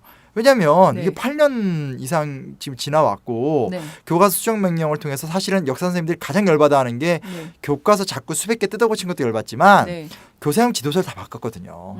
그들이 원하는 대로. 네. 그 되게 자존심이잖아요. 우리가 그렇죠. 전공을 해서 우리가 한 내용인데 네. 지들이 뭘 한다고 바꿨었는데 지금 그거를 친북적으로 돼 있다고 얘기하면 그러면 그거는 교사의 문제가 아니라 지금 이 소위 말하는 교육과정 운영하는 네. 교육과정 평가원이라든지 교육부의 문제죠. 거기 있는 고위직들 다 잘라야죠. 도대체 뭐 한 거예요? 예. 그러니까 지금 약간 그 심 선생님이랑 얘기를 하다 보니까 저는 전반적으로 이런 기운이 느껴집니다. 이게 지금 역사 교육은 전문가의 영역이고 뭐 이게 진보고 보수고 좌고 우고 이걸 다 떠나서 이것은 전문가의 존엄이 걸린 문제인데 이 전문가의 영역이 정말 아무것도 모르는 아저씨 아줌마들이 나서가지고 감내라 배내라 이건 이렇다 저렇다 콩이네 파치네 막 떠들고 있으니까 도대체 이거는 못 참아주겠는 거예요. 그러니까 그런 게 좀 있으신 거 아닙니까? 아유 그렇죠. 그러니까 아니 그럼 전공이 왜 있어요? 그냥 하면 되지. 아니 뭐 의대만 전공이고 법대만 전공이고 아니잖아요. 네. 그리고 예를 들어 볼게요. 이거 예를 들면 그 옛날에 그 연개소문 대주영 드라마 되게 떴잖아요. 네. 그러니까 이제 많은 사람들이 뭘 알고 있냐면 안시성 싸움을 싸웠던 성주, 양만춘 아마 들어보셨을 거예요. 네. 우리나라 사람 다 알아요. 근데 양만춘이란 이름이 들어가 있는 교과서는 교학사 교과서, 뉴라이트 교과서밖에 없었어요. 왜냐? 양만춘이란 이름은 허구예요. 그러니까 우리가 학계에서 알고 있는 내용은 안시성 성주가 연개순과 사이가 나빠서 네. 독자적으로 작전을 진행했다는 것만 알아요. 이름이 누군지 몰라요. 다만 조선 후기의 연안박전의 글이나 네. 중국적 소설에 나오는 어떤 그런 가상의 인물 정도. 네. 왜냐면 연개수는 너무 유명했으니까. 예. 그런 가상에 가공된 인물로서 그것도 이름이 양만춘인지도 좀 헷갈리는데 아무튼 그 정도예요. 그러니까 학계에서는 또 교과서엔 그런 내용이 안 나와요. 근데 일반인들이 양만춘을 얘기하죠. 그럼 누가 맞아요? 인터넷 찾아보죠? 그러면 그 옛날 그 바람의 화원인가에서 그 네. 혜원 신윤복이 문근영 예쁘게 여자로 나와서 예. 뭐 심지어 막 그런 거 많이 나왔잖아요. 신윤복이 여자면 제가 여자예요. 그러니까 그런 거를 말 그대로 상상을 할 수는 있지만 네. 학계 연구 결과를 존중하고 인정해야 되잖아요. 그렇습니다. 뭐 메르스가 왔는데 감기야. 뭐 이런 거랑 똑같은 거거든요. 그리고 뭐 지금 자세하게 얘기하지만 보세요. 그 고등교과는 사회탐구라는 교과는 네. 그 한국사만이 아니라 지금 법과 정치로 바뀌었죠. 옛날에는 네. 법과 사회와 정치 교과가 있었는데 두 개를 합쳐서 법과 정치인데 네. 그쪽에서 다 배워요. 그쪽에서 헌법 뭐 심지어 최근에 조금 어떻게 바뀐지 제가 좀 헷갈리긴 하지만 네. 심지어 무슨 이혼 소송이나 그 부동산 임대차까지 다 배워요. 그러니까 그래요. 헌법의 기본 원리, 뭐 자유권, 평등권 굉장히 상세하게 배워요. 사탐이 그래서 뜨는군요. 11과목이 존재하거든요. 네. 아니 법과 사회라는 별도 과목을 통해서 헌법적 가치를 체계적으로 배우고 있는데 네. 어디서 지금 그걸 들이밀어오고 예. 아니 정말 너무 미쳐버릴 것 같아요. 진짜 미쳐버릴 것 이건. 같아요. 진짜 네. 선생님이 화딱지가 잔뜩 나셨어요. 그 선생님 죄송합니다만 또 여쭤야 될 것 같아요. 일부 지도서에 김일성 일대기를 소개하고 있고 김일성 헌법 서문을 그대로 알려주면서 6.25 전쟁은 이데올로기의 대리전이자 민족 내부 갈등이 얽혀서 발발한 것임을 깨닫게 한다. 이런 주장을 했습니다. 이걸 가르치고 있다는 거예요. 그리고 일부 문제집의 경우에는 주체 사상을 비판하는 것이 아니라 주체 사상이 무엇인지를 묻는 문제, 심지어 김일성 주체 사상을 답하도록 하는 문제를 출제하고 있다. 그러니까 그게 어딨냐고요. 어딨냐고요. 아니 왜냐하면 그 자유경제연구가 무슨 제2고등학교. 네. 아니 까요. 어느 고등학교인지 까보자고. 네. 그런 문제 어딨어요. 그건 아니 정말 제가 왜냐면 나를 차라리 그런 데다 불러주든가 내가 진짜 네. 이제 왜냐면 너무 정상 정말 황교안 총리하고 맞짱 토론 아니 한번 하시고 누구든 나왔으면 좋겠어. 진짜 네. 지금 입장에서 너무 자기들이 문제집 풀어봤어요? 문제집 아니 정말 지금 저는 왜냐면 제가 EBS 몰입 과정에 대해서 최근에는 이제 매해 나오는 수능특강 수능 완성을 보지만 네. 그러니까 수능특강 수능 완성이 뭔지는 아냐고요. 몰라요 일반인들은. 몰라요. 모르죠. 수능 연계 교재라 해서 EBS에서 1년에 2권 내는 거 있어요. 네. 수능특강 수능 완성. 그리고 지난 한 12년간의 수능 기출 문제. 네. 그러면 수능 기출이 뭐 어디서 나온지 알아요? 그게 이제 서울시 교육청, 인천교육청, 경기도교육청, 그리고 평가원에서 6월, 9월 2번, 그리고 수능 총 6번. 하나 뺀 거 있나? 아무튼 그거 다 풀고 네. 지금은 아니지만 옛날에 뭐 수능 다큐, 뭐 신사고에서 지금 이렇게 네. 각종 출판사에서 나온 각종 문제집들이 있어요. 네. 한 개라도 풀어봤냐고요. 전 다 풀어봤거든요. 네. 저만 풀어본 게 아니라 네. 학원 강사라면 네. 애들이 입시를 책임지면 다 풀거든요. 네. 없어요. 가끔 가다가 그 자유경제원인이 언론에서 무슨 이상한 교육을 시키고 있다. 그런 사람이 있을 수도 있겠죠. 저런 사람도 있으니까 뉴라이트 같은 저런 말도 안 되는 사람도 있으니까 반대편에도 있겠죠. 지금도 여전히 무슨 7, 80년대 뭐 주사파 이런 형들이 있을 수 있겠죠. 그래서 은밀한 교육이 있을 수 있겠지만 어떤 제대로 된 교육이나 학원 시장 우리나라 입시 교육이 압도적이잖아요. 그렇습니다. 그런데 그런 문제집이 어디 있고 그런 교육이 어디 있냐는 거예요 도대체. 강남 대치동이 아니라 목동, 중계동 심지어 부산 사상구에 있는 학원을 가도 어느 선생님들이 그런 걸 가르치냐고요. 정말 오늘 왜 이렇게 아침에 흥분하지? 나 이러면 안 되는데. 부산 사상구에 진짜 있는 학원도 강남, 대치동, 목동, 중계동 그리고 부산 사상구에 있는 학원에서도 그냥 그런 문제집 없어요. 국회 정론관에다가 저기 다 와서 네. 자료 꺼내놓고 얘기했으면 좋겠어요. 저도 집에 있는 문제집 다 갖고 올 테니까 한국사 능력검정 시험, 공무원 시험 다 갖고 와서 한번 얘기해보자고요. 네. 그런 교육이 어딨냐고요. 네. 근데 제가 이런 시선을 받는다니까요. 네. 가족 중에서 누가 저한테 은밀한 시선을 봐요. 너도 그런 교육 시키지 않냐고. 제가 왜 여태까지 살아와서 갑자기 그냥 그러니까요. 학계에서는 실제로 논의를 하다 보면 임시정부가 너무 취약한 과정을 거치기 때문에 오히려 30년대 중반은 김원봉을 중심으로 한 민혁당 중심으로 보자. 네. 혹은 이제 뭐 뭐 이제 해방 공간에 여운형을 중심 보자 이런 네. 연구 결과가 있어요. 네. 근데 저는 사실은 그런 부분의 가치도 있지만 어찌됐건 충칭 임시정부나 어떤 그런 정통성에 더 중요하지 않냐라는 입장이거든요. 그러니까 저는 네. 우리 소위 말하는 저는 학계의 사람은 아니더라도 그런 학문적 입장에서 굉장히 보수적인 입장이에요. 정통론적 입장이거든요. 근데 네. 이런 재강분하고 있는 거거든요. 그러니 조금 더 개방적이거나 조금 더 어떤 이게 제가 진보란 말씀 좀 너무 그 네. 단어가지만 열린 사고를 하신 네. 학계의 그런 어떤 다양성을 가진 어떤 입장의 분들이 보시면 이거는 경악할 수준이에요, 정말. 그러니까요. 지금 그 저희가 뭐 취재 때문에 역사학자 선생님들 통화를 하면요, 정말 말하고 싶지가 않다 이런 말씀들을 하시더라고요. 그러니까 아예 언급할 가치조차가 없는 사람들을 이어서 나는 정말 대꾸하기도 싫어 이런 말씀들을 하시던데요. 저희가 시간이 없어서 너무 선생님 저기 선생님한테 수업받는 학생들은 공부가 저절로 될 것 같아요. 저도 그냥 쏙쏙 머리에 들어오는데 핵심이 콕콕 역시 혹시 쪽집게 선생님 아닌가 이런 생각도 하게 됩니다만 여하튼 저는 처음 봤습니다. 정치부 기자 오래 했지만 국무총리가 민간 출판사 이름을 실명을 거론하면서 두둔하는 공무원이 민간 출판사 편드는 거 저는 처음 봤는데요. 현행 교과서 선택권은 개별 학교가 가지고 있습니다. 그러나 특정 단체 소속의 교사들 중심으로 자신들 사관과 다른 교과서는 원천적으로 배제시키고 실력으로 저지하고 있습니다. 지난 2014년 교학사 교과서를 아실 것입니다. 이 교학사 교과서를 채택한 20여 곳의 학교는 특정 집단의 인신공격, 협박 등 집요한 외압 앞에 결국 선택을 철회했습니다.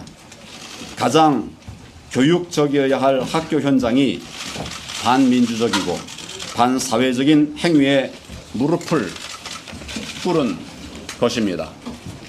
전국에 약 2,300여 개의 고등학교가 있습니다. 그중 3학교만 교학사 교과서를 선택했고 나머지 전체 고등학교 외에 99.9%가 편향성 논란이 있는 교과서를 선택했습니다. 그들은 다양성을 표방했지만 실제로는 다양성을 상실한 것입니다. 결론적으로 일부 표현을 부분적으로 수정한다고 해도 편향된 서술은 고칠 수가 없었습니다. 그래서 다양성은 사라지고 편향성만 남은 역사 교과서, 학교의 자율적 선택권은 사실상 원천적으로 배제되고 있는 현행 검정 발행 제도는 실패했다는 것이 정부의 판단입니다. 이런 말을 했습니다. 지난 2014년 교학사 교과서를 채택한 20곳 정도 학교는 특정 집단의 인신공격, 협박 등 집요한 외압에 결국 선택을 철회당하게 됐다. 가장 교육적이어야 될 학교 현장이 반민주적, 반사회적 행위에 무릎을 꿇은 것이다. 이런 주장을 하면서요. 전국에 약 2,300개 정도의 고등학교가 있는데 그중에 3개 학교만 교학사 교과서를 선택했고 나머지 전체 고등학교의 99.9%가 편향적인 교과서를 선택했다.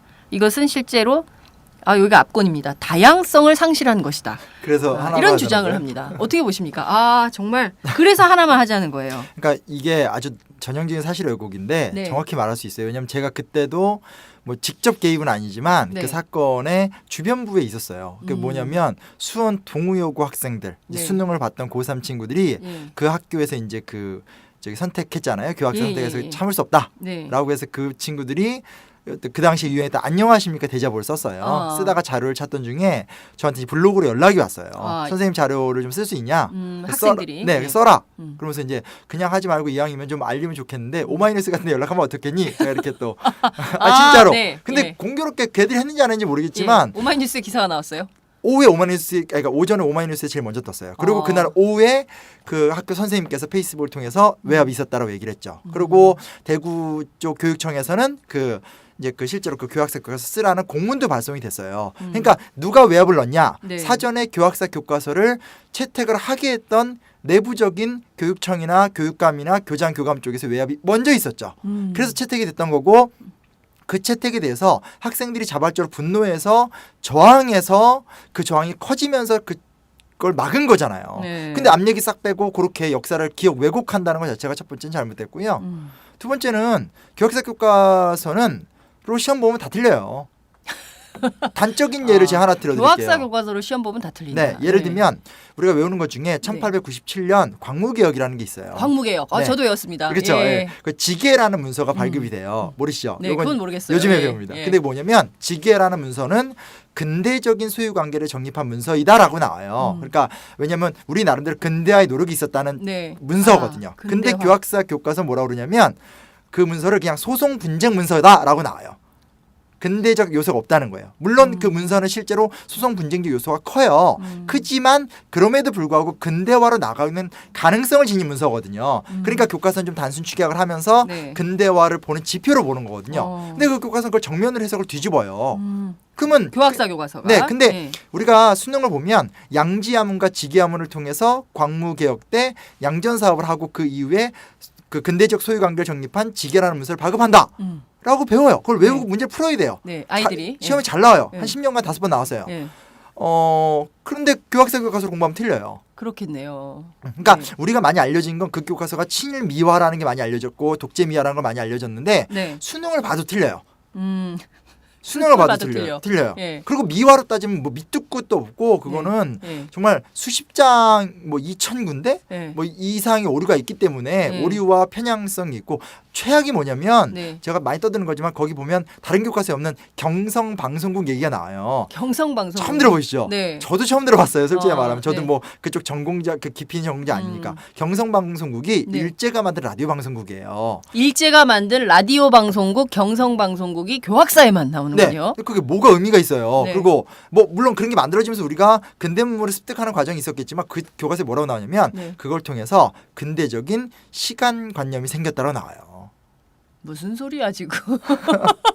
아이가 너무하잖아요. 예, 그러니까 너무한다. 그 교과서의 서술 방식이 다 그런 식이에요. 예. 결국은 일제를 통해서 그러니까 그냥 어떤 자기들이 이제 몰릴 때는 어떤 고난 속에도 불구하고 근대화를 체험할 수 있었다고 얘기하지만 네. 그 교과서의 서술 방식을 보면 네. 일제가 없었으면 근대화가 없었다 식으로 서술을 해요. 식민지 근대화론을 아주 그냥 못 받고 있는 거군요. 그러니까 식민지 근대화론이란 용어도 안 어울려요. 그냥 일본 근대화 필수론 뭐 이렇게 가야 돼요. 일본 근대화 필수론. 네, 일본이 없었다면 우리한테는 근대화도 없다. 네, 그런 식으로까지 나와요. 근데 그 중에 하나가 대표적으로 그런 예예요. 그 교과서가 다양성의 관점인가요? 왜곡의 관점이고 어떤 반민족적인 관점이잖아요. 그러네요. 선생님 죄송합니다. 이거 또 얘기해야 될 것 같아요. 이런 거예요. 어제 황교안 총리가 99.9%가 편향적인 교과서를 선택했다라고 하면서 다양성을 당시에 표방했지만 다양성을 상실했다. 이런 주장을 합니다. 그렇기 때문에 이 다양성을 위해서 국정교과서를 해야 된다. 이런 얘기를 했어요. 그러니까 이 대목에서 다들 그냥 한숨이 터지더라고요. 그러니까 다양성을 강조했지만 다양성을 상실했고 상실한 다양성을 회복하기 위해서 국정교과서를 해야 된다. 이게 말입니까? 막걸리입니까? 선생님은 어떻게 보세요? 이런 논리의 비약입니까? 이걸 뭐라고 표현해야 될까요? 그러니까 목적을 정해놓은 거죠. 목적을 정해놓고 논리를 만든 거죠. 네. 근데 그러니까 그거는 논리를 갖고 싸울 필요가 없어요. 그 목적 자체가 문제이기 때문에 네. 목적을 위해서 무슨 말인데 뭘 만들겠어요. 그리고 대안은 자유발행제예요. 제가 이번 문제 때문에 네. 여러 좀 자료도 추가로 더 수집하고 네. 또 이제 실제로 외국 유학을 가셨던 네. 이제 외국 서양사 교수님들 제가 아는 분들하고 많이 자문도 좀 구했는데 네. 대부분 자유발행제 혹은 자유발행제적인 체제를 운영을 해요. 네. 그래서 제가 그럼 시험 보는데 문제가 없어요? 네. 얘기하니까 그 나라 다 수능 같은 걸 본대요. 예. 그래서 봐요? 막 그래서 예. 저는 이제 막 서구 선진국 안 보는 줄 알았어요. 근데 다 보는데 네. 그런 어떤 핵심 교과 내용은 다 정해져서 그걸 공유하고 있고 나머지 부분들에 대해서 자유 발행을 네. 해주는 거예요. 그렇군요. 그래서 그걸 두고 토론하고 대화하는 거거든요. 그러니까 또 토론 수업이 의미가 있어지는 거고 네. 그리고 실제로 교학사 교과서가 실패했었을 때 네. 많은 뭐 어떤 보수 쪽 인사들 네. 그리고 또 이제 새누리당 하태경 의원 같은 분들이 네. 이제 검인정이나 자유발행지 쪽으로 가자. 그래서 시장에서 경쟁하자라는 얘기를 네. 했거든요. 네. 그렇게 하면 되잖아요. 그래서 그들의 논리가 한계가 있으면 무너지는 거고 그렇죠. 시장성이 떨어지면 실패하는 거고 예. 그렇게 자유경쟁을 하면 되죠. 왜냐하면 지금 서점을 가더라도 서점에 가면 최근에 비약적으로 역사 코너에 소위 말하는 뉴라이트 쪽 책들이 굉장히 많이 나왔어요. 출간이 돼요. 이게 양쪽으로 거의 지금은 양으로만 따지면 아마 비율을 한 6대4? 그러니까 워낙 그러니까 학술서를 빼고 나서 대중서로 따지면 그쪽이 더 많아요. 한 그래요. 7대3 정도로 미친 듯이 쏟아져 내려와요. 근데 안 팔려요. 왜냐? 안 팔려요. 제목만 봐도 무슨 내용인 줄 알아요. 건국 뭐 이런 식이었고요. 제목 건국 그게 아니면 뭐 이렇게 뭐 박정희 대통령의 혼 뭐 하면서 이제 박정희 대통령이 압축 민주화를 이끌었다라든지 그러니까 내용은 안 봐도 뻔하겠죠. 심지어 네. 뭐 녹색 대통령 뭐 이렇게 나오거든요. 그래서 녹색 대통령. 시장에서 안 먹히는 거예요. 예. 읽을 필요가 없는 거죠. 제목만 봐도 내용이 아니까. 그러니까 이런 식의 자유를 우리에게 달라. 그러면 그분들도 마음껏 하고 싶은 얘기할 수 있고 우리도 마음껏 비판하면서 학생들도 마음껏 취사 선택할 수 있고 예. 그렇게 될 수 있지 않을까요? 그러네요. 녹색 대통령 하니까 갑자기 이명박 대통령도 생각이 나면서 동시에 새마을이 저는 왜 떠오르는지 뭐 이런 생각이 좀 듭니다. 말씀하신 대로 자유발행제를 하면 시장에 의해서 선택이 될 거 아닙니까? 그런 생각이 좀 들고 교학사의 경우에는 결국 시장에서 퇴출된 교과서잖아요. 시장이 선택하지 않은 것을 이렇게 그 99%가 취하지 않은 것은 문제다라는 식으로 얘기하는 것 자체가 오류 아닌가 이런 생각이 좀 들기도 합니다.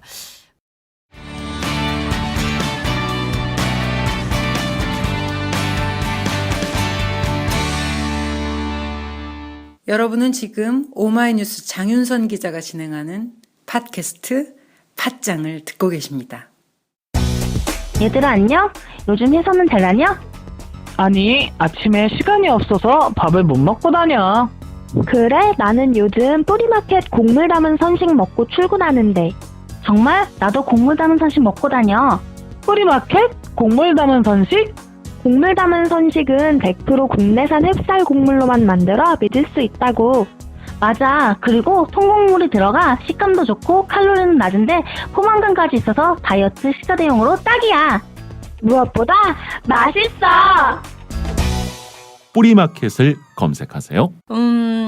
교육부가 8종의 교과서를 대상으로 사실 왜곡 또 편향된 서술 내용 등 829건을 수정하도록 권고했지만 그 가운데 41건은 끝까지 수정하지 않아서 결국 수정 명령까지 했다. 이런 주장이 황교안 총리의 주장이었습니다.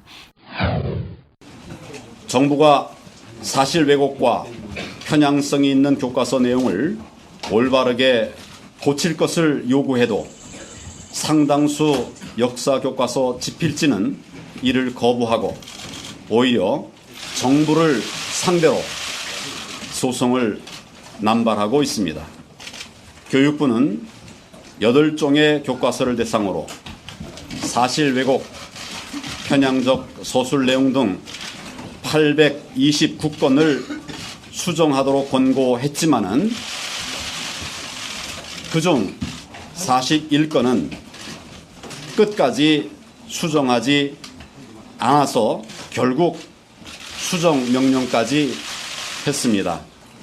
그런데 6종 교과서의 집필진들은 수정 명령을 받은 것 중 33건에 대해서는 여전히 자신들의 주장이 옳다고 수정을 거부하면서 법정으로 끌고 갔습니다. 현재 소송 중인 사건도 있는 걸로 아는데요. 이런 소송과 관련된 문제들 이것은 사실입니까? 어떻게 되는 겁니까? 그러니까 1차적으로는 네. 그러니까 이제 그 이명박 정권이 들어서면서 네. 교과서의 내용을 이렇게 손보려고 했죠. 네. 가장 대표적인 사례는 민주주의를 자유민주주의로 바꾸자는 거였어요. 근데 이게 일반인들한테는 그게 좀 감이 잘 안 와요. 네. 자유민주주의와 민주주의의 차이가 뭔지. 네. 근데 다만 뭐냐면 민주주의라고 하면 19세기 이후의 민주주의는 말 그대로 백성이 주인되는 세상인데 백성이 주인되는 세상에 대한 여러 방법론이 있었죠. 네. 그거 중에 자유민주주의도 있을 수 있겠고 뭐 인민민주주의도 있을 수 있겠고 사회민주주의도 있을 수 있겠고 또 김구식 노선도 있고 네. 김원봉식 노선도 있고 네. 여러 노선이 있잖아요. 그러니까 네. 역사학자들이 보기에는 이때는 민주주의를 향한 여정의 시대고 그 결정체로서 대한민국이 만들어졌다 이렇게 가는 거거든요. 네. 근데 그걸 갖다 어느 날 자유를 붙이라는 거예요. 근데 자유민주주의라는 개념이 네. 우리나라 독립운동사에 없어요. 아예 없어요. 그 네. 이승만도 그런 주장 안 했어요. 그리고 뭐라고 해야 되나 그러니까 충칭 임시정부 그러니까 그 상해 임시정부가 네. 이동해 가잖아요. 네. 충칭 임시정부로 가게 되는데 이 충칭 임시정부의 건국 강령이 조소왕의 삼균주의예요. 삼균주의. 네, 그게 이제 원래 순원, 그러니까 이제 중국의 예, 이제 예. 삼민주의. 그거 아시네요. 예. 그 삼민주의를 예. 그러니까 그 삼민주의 1910년대 때 그렇죠. 나왔는데 그걸 이제 변형 발전시킨 건데 경제 파트에 뭐라고 나오냐면 주요 산업의 국유화란 얘기가 나와요. 그러니까 충칭 임시정부의 강령이 네. 경제 부분에서 주요 산업의 국유화예요. 사회주의 노선 아닙니까 그러면? 그리고 이제 균등주의란 말을 써요. 평등이란 말은 저쪽에서 아. 가져와서 우리는 네. 균등이란 말을 써요. 근데 그게 단순하게 사회주의 노선이 아닌 게 네. 사회주의도 당연히 그런 얘기를 했죠. 그 당시 레닌이나 이런 사람들 했으니까 또 하나가 뭐냐면 히틀러. 국가사회주의자들. 아, 그러니까 히틀러. 지금은 히틀러하면 홀로코스트지만 네. 초기에 그 이런 말 들으면 충격적일 거예요. 김구나 이런 사람들이 히틀러 예찬했어요. 왜냐면 예. 깜짝이야. 대공황의 혼란 속에서 네. 경제를 만들어가고 국가를 해결해 나가고 또 초기 히틀러 같은 경우는 비스마르크의 뒤를 이어서 사회보장 정책 같은 거 강화시켰기 때문에 굉장한 업적이 있었거든요. 네. 이제 그런 것들을 예찬하고 그랬기 때문에 그 시대 속에서 그런 고민을 했죠. 이제 그런 어떤 내용들이 네. 막 이제 논의가 되고 하는 거거든요. 그러니까 네. 그런 단어를 어떻게 자유민주주의라는 단어로 담겠어요. 그러네요. 그러니까 학자들은 엄청 흥분하는데 네. 일반인들 잘 모르니까 그렇죠. 마구 뜯어 고치고 하니까 네. 학계 입장에서는 학자의 양심을 걸고 소송을 걸 수밖에 없는 거잖아요. 그러네요. 그리고 그 말은 네. 그 말 자체는 언제 또 나오게 되냐면 네. 교학사 교과서가 나오자마자 네. 그 이제 민족문제연구소라든지 한국역사연구회 같은 유수의 연구 단체들이 네. 있는 학자들이 수십 명이 모여서 네. 3일간인가 교과서를 분석을 해서 40장의 레포트를 내요. 네, 근데 네. 그때도 제가 얘기를 들어보니까 실제 우리가 더 많은데 네. 이게 다 가르쳐주면 이 자식들이 다 고칠 것 같아서 이 무능한 것들 안 가르쳐준다 하면서 네. 핵심만 뽑아서 냈거든요. 어. 그게 3일 만에 40장인가를 내요. 그러니까 오류가 너무 많은 거죠. 그러네요. 어떤 아산경제연구원 누구는 어떤 논문에서 그 3일간의 그런 오류 보고서를 냈다는 게 말이 안 된다 이런 식으로 썼는데 제가 그 현장 다 직간접적으로 봤거든요. 네. 학계 연구진이 있고 조교들 있고 석박사들 있잖아요. 네. 동원해서 며칠 밤 새면서 하신 거예요. 오류가 넘쳐나고 사실은 며칠 밤 안 새도 네. 저 같은 강사 한 10명만 붙어도 네. 너절너절하게 만들 수 있을 정도의 수준이었어요.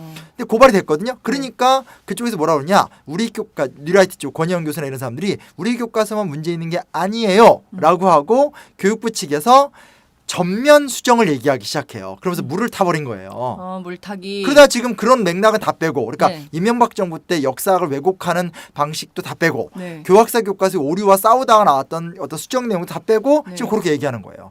왜 이건 역사 왜곡이 무슨 왜곡이죠? 완전 사실 왜곡이에요. 사실 왜곡이네요. 네네. 네, 이런 식으로 그러니까 막 뛰어넘어가면서 문제를 뭉뚱그리고 그렇죠. 없었던 일로 만들고 사람들이 잘 모르도록 물타기를 해버리고 만약에 이게 반칙이라는 걸 입증시켜주면 네. 철회할 자신 있나 좀 물어봐 주시면 안 돼요? 네 물어보겠습니다. 이게 너무 이게 반칙이면 처리할 뜻이 있습니까?라고 네, 황교안 총리에게 물어보도록 그러니까 하겠습니다. 지금 여기 얘기한 모든 얘기들이 다 지금 거짓, 왜곡, 반칙, 음모 이런 건데 최소한 네. 그래요. 역사관의 차이는 있을 수 있어요. 있지만 이런 얘기들의 사실관계를 확인해서 틀렸으면 네. 정정 보도 할 수 있는지 네. 총리님께서 네. 정정보도 하셔야 될 것 같아요. 대국민 담화를 정정보도, 근데 수정보도, 그것도 대국민 수정 담화, 네. 수정 담화문을 발표하는 초유의 역사를 쓰는 최초의 총리가 되지 않을까 이런 생각이 좀 들기도 합니다만, 제가 이것도 여쭤볼 수밖에 없어요. 현재 한국사 교과서 지필진 다수는 특정 단체, 특정 학맥에 속해 있는 사람들이다. 이런 주장을 합니다. 현재 한국사 교과서 지필진 다수는 특정 단체, 특정 학맥에 속해 있는 분들입니다. 이들이 새 교과서가 발행될 때마다 매번 지필진으로 반복 참여하고 있습니다. 2011년에 출판된 한국사 교과서를 집필한 37명 중 28명이 2014년도에도 교과서 집필에 참여했을 만큼 특정 집필진들이 한국사 교과서를 주도하고 있는 구조입니다. 또한 정부가 수정 명령을 해서 수정을 한다 하더라도 검정 제도 하에서는 그들이 다시 집필에 참여한다면 편향성의 문제는 계속 반복될 수밖에 없습니다. 결국 검정 교과서가 몇 종인지는 형식적 숫자일 뿐이고 실제로는 다양성이 실종된 사실상 한 종의 편향 교과서와 마찬가지라고 할 수 있습니다. 그래서 맨날 똑같은 사람이 나와가지고 집필한다. 집필진이 맨날 그 나물의 그 밥이다. 따라서 이것은 전면적으로 바꾸지 않으면 안 되겠다. 그래서 국정교과서 해야 된다. 이런 주장을 했거든요. 그 특정 점은 학맥이죠. 네. 특정 학맥이에요. 네. 그냥 얘기를 할게요. 서울대 역사교육과를 중심으로 만들어진 특정 학맥이에요. 서울대 역사교육과 중심의 특정 학맥. 그럼 다른 학교들은 불만이 아, 많겠습니다. 왜? 근데 이유가 있습니다. 네. 왜냐면 서울대 역사교육과가 유일하게 오래됐어요. 그러니까 거의 일찍 만들어졌어요. 네. 예를 들면 성균관대는 뭐 한문교육과 되게 유명하거든요. 네. 한문교육과가 50년대가 만들어져서 우리나라 한문교육의 거의 뭐 메카예요. 그런 식으로 서울대 역사교육과 오래됐어요. 네. 왜냐하면 지금 없어졌지만 제가 나온 성균관대 역사교육과가 80년대 초반에 만들어졌고 네. 고려대 역사교육과가 더 늦게 만들어졌어요. 80년대 후반, 중반 이쯤 만들어졌고 나머지는 더 늦죠. 네. 그러니까 서울대 역사교육과는 언제 만들어졌어요? 그건 제가 좀 헷갈립니다. 네. 근데 굉장히 일찍 만들어졌어요. 네. 그래서 그렇기 때문에 전통이 있군요. 전통이 있죠. 네. 그리고 이게 어찌됐건 사범대 출신들이 학교 쪽엔 더 강할 수밖에 없잖아요. 그렇죠. 우리는 이 고생을 해서 수능, 그러니까 학력고사를 뚫고 내가 임용고시를 뚫고 내가 선생이 됐다. 근데 막 뭐 사학관이 교육대학원 이렇게 통해서 들어오는 어떤 그런 이게 뭐 일종의 직종 내에 있는 프라이드죠. 네. 그런 게 있기 때문에 당연히 그들의 군이 있죠. 그리고 이런 것들을 쓰는 것들도 교과서 같은 것의 집필 과정이 굉장히 엄정하기 때문에 네. 그런 단연간의 노하우를 가지신 분들이 교과서 쓰고 출제할 수밖에 없죠. 네. 그러니까 좀 그나물의 그 밥은 면이 있죠. 그러나 교수님들도 또 이제 그런 걸 해보신 분들이나 그쪽 내에서 나오는 거고 네. 그런 거죠. 근데 그거는 예를 들면 의사로 얘기를 한다면 네. 뭐 몇 개 병원 있잖아요. 뭐 세브란스 병원 뭐 이렇게 네, 예, 그래서 예, 뭐 예. 주요 의대, 네. 주요 의대 의사 선생님들이 우리나라 병원을 장악하고 있잖아요. 네. 그런 거 사실이죠. 사실이고 현실이고. 네. 그리고 또 이게 보면 마냥 공채로 아무나 쓸 수 없는 게 네. 굉장히 디테일한 과정이고 노하우가 있어야 돼요. 왜냐면 네. 저도 문제집을 여러 번 집필해봐서 아는데 네. 하다못해 이런 게 있어요. 문제 보시면 1번부터 보기 5번까지 문제의 길이가 점점 이렇게 늘어나요. 글자 수가. 그러니까 네. 왜냐면 그러니까 관행인데 네. 1번부터 5번까지 보기가 좀 좋아져서 이렇게 표현이 잘 안 돼요. 이렇게 네. 하여튼 이렇게 자간의 글자까지 맞춰요. 그래서 아. 문제 출제 노하우를 다 알고 있지 않으면 문제집을 못 만들어요. 그 관행들. 그러니까 아무나 공채에서 쓸 수가 없고 네. 소개를 받고 받아서 문제집을 만들 수밖에 없죠. 그건 이쪽 계의 관행이에요. 네. 뭐 업계라고 하긴 좀 학계? 아니 업계 관행이에요. 관행이에요. 왜냐면 출판사 학교였기 때문에 그건 그렇죠. 업계죠. 예, 예. 업계 관행이기 때문에 출판업계 관행. 출판업계의 관행이 문제가 된다라면 그 출판업계의 관행을 개선할 수는 있겠죠. 근데 출판업계의 관행 자체가 형성된 과정이 그렇게 네. 간단한 과정이 아니고 네. 지금 얘기하는 무슨 적화가 돼 있고 네. 뭐 어떤 특정한 전교조가 소속돼 있고 이런 네. 관행이 아니라는 거예요. 엉뚱한 관행이 있는 건데 네. 갑자기 그 엉뚱한 관행과 그들의 문화를 갑자기 마치 무슨 종북 세력들이 교과서를 찍어내고 있다라고 네. 말하는 건 말이 안 되죠. 이런 얘기를 듣는 서울대 역사교육과 출신의 교사 그리고 교수 이런 학자들 입장에서는 굉장히 불쾌하겠어요. 그동안 어쨌든 우리가 보수적 관점에서 이명박 정부 국사편찬위원장께서 말씀하신 것처럼 보수적 관점에서 보수 우익적인 교과서를 만들어 왔는데 이제 와서 이걸 문제 삼으면서 전통마저도 그동안 쌓아온 명성마저도 무너뜨리려고 하는 노력 이런 저 입장에 대해서 굉장히 분개할 수밖에 없다 이런 생각이 좀 듭니다. 아 정말 계속 그게 올라가고 있어서 잠깐 쉬었다 가는 측면에서 광고 듣고 오겠습니다. 다음은 팟짱 서포터즈 1호 광고입니다.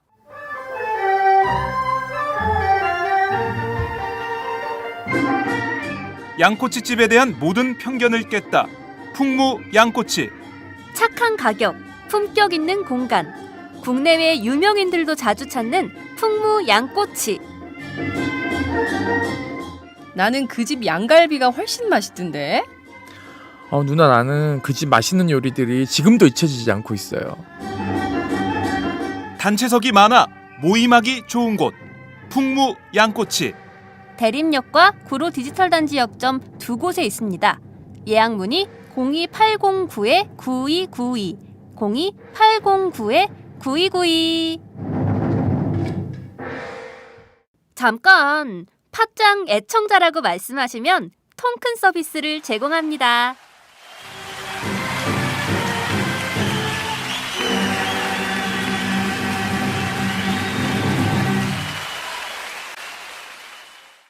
자, 황교안 총리가 이런 얘기를 또 강조했습니다. 오늘 시간이 굉장히 길어지고 있는데요. 2017 학년도 대학 수학 능력 시험 바로 내년에 치를 수능 시험부터 한국사가 필수 과목이 됩니다. 대학 수학 능력 시험에서 필수 과목은 한국사가 유일합니다. 이는 모든 학생들이 우리 역사에 대해서는 제대로 알고 바르게 이해하는 것이 대단히 중요하다는 국민적 공감에 따른 것입니다. 더 이상 왜곡되고 편향된 역사 교과서로 우리의 소중한 아이들을 가르칠 수는 없습니다. 객관적인 역사적 사실에 근거하고 헌법 가치에 충실한 올바른 역사 교과서를 만들어야 하겠습니다. 올바른 역사 교과서는 수능 시험을 준비하는 학생들에게도 학습 부담을 경감시켜 줄 것입니다. 2017학년도 대학 수학능력 시험 수능을 강조를 했죠. 올바른 역사 교과서는 수능 시험을 준비하는 학생들에게도 학습 부담을 경감시켜 줄 것이다. 이런 주장을 했습니다. 선생님이 웃으셨어요. 네, 이유가 있을 것 같습니다. 왜 그렇게 보십니까? 이거 거짓말이에요. 말도 안 되는 소리예요. 그러니까 예전에 네. 제가 이제 강사 초년병 시절이지만 네. 그때 이제 국사라는 국정 교과서가 있었고 근현대사라는 거민정 교과서가 있었어요. 네. 압도적으로 국사 시험이 어려웠어요. 왜냐하면 교과서 내 출제를 원칙으로 하잖아요. 그러면 이제 그걸 지켜야 되거든요. 네. 그러면 거민정이면 교과서마다 공통된 상황으로 문제를 낼 수밖에 없죠. 네. 근데 교과서 하나면 교과서 내에서만 출제를 해야 되는데 난이도는 있어야 되잖아요. 그렇습니다. 이게 너무 냉정한 게 아무리 수능을 쉽게 내도 쉽게 말하면 명문대 가래와 그렇지 못하래를 구분해 줘야 돼요. 그렇지 않으면 교육 대란이 올 거예요. 뭘로 평가하겠어요? 음. 그렇지 않아요? 네. 아니, 그럴 수 있겠네요. 예. 그러니까 마음에 안 드시겠지만 저도 마음에 안 들어요. 안 들지만 네. 그런다는 거예요. 아무리 네. 물수능이더라도 항상 두 문제 정도는 딱 어렵게 내서 하나 틀리는 애는 1등급, 두 개 틀리는 2등급 요걸 딱 만들어놔요. 하나 틀리면 1등급, 두 개 틀리면 2등급. 세 개. 예.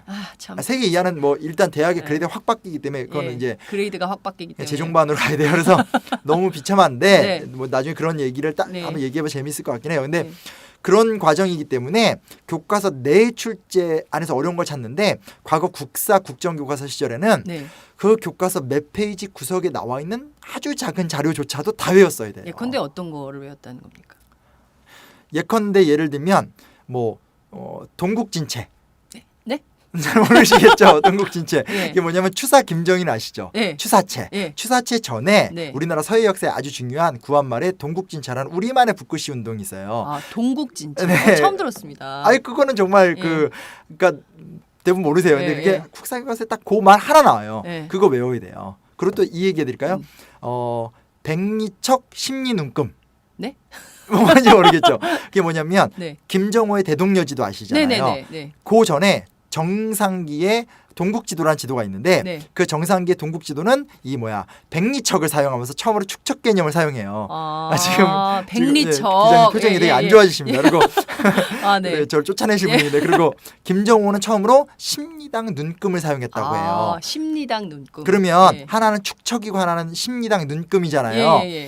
그러니까 이게 다른 얘기거든요. 그거를 네. 구분해서 문제를 풀었어야 돼요. 와, 그건 어렵네요. 국사 시험에서만 나오는 거예요. 그렇군요. 물론 근현대사 교과나 역사 교과가 여전히 암기 과목으로서의 어려운 측면이 있지만 네. 이 정도는 아니에요. 아니에요. 그렇군요. 야 별거 백리척 심리 심눈꿈? 네. 그리고 심지어 예를 들면 상감청자 알잖아요. 예. 상감청자가 언제 만들어서 언제 쇠퇴했는지. 네. 그러니까 무신정권 때 만들어서 고려 말에 쇠퇴하기 시작하는데 그게 뭐냐? 북방식 가마 기술을 도입하기 때문에 더 이상 그 제조 기술이 바뀌었기 때문에 이런 거 다 외워야 돼요.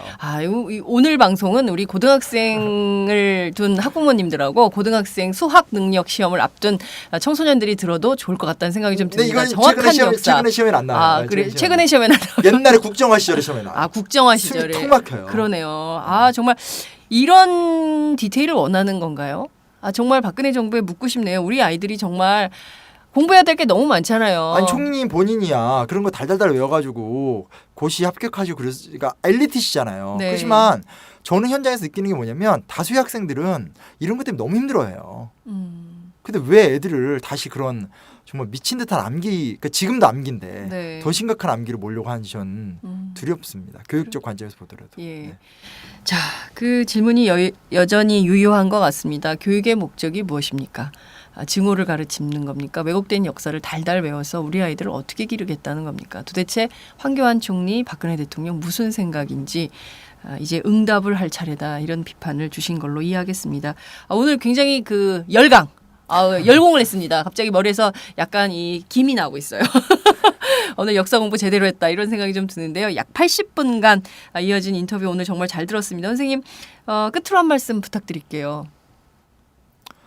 그러니까 교학이 확정됐잖아요. 네. 확정됐다는 걸로 절망하지 마시고요.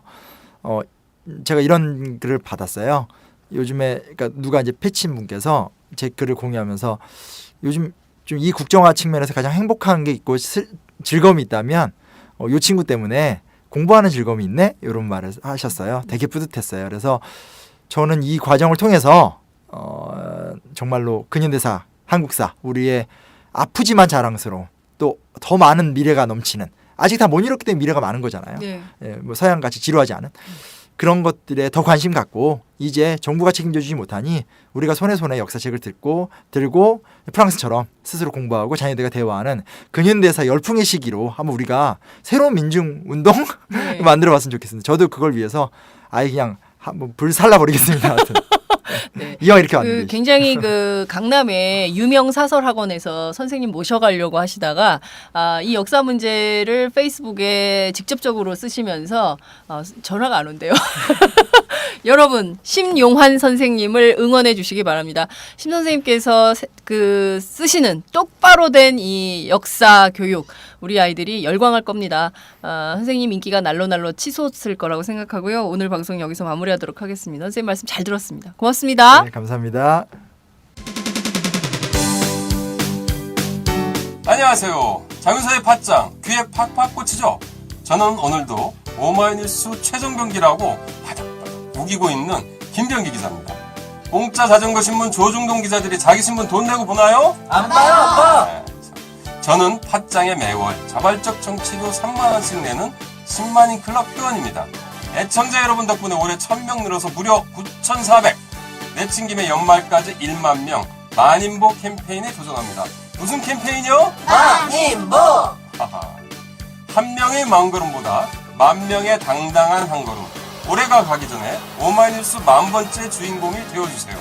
홈페이지에서 가입하시거나 02-733-5505 내선번호 274번으로 전화주세요. 요즘 엄청 갑갑하죠? 갑갑해. 우리 역사책도 지키고 팟짱도 확실하게 지키겠습니다. 10만인 클럽 아싸!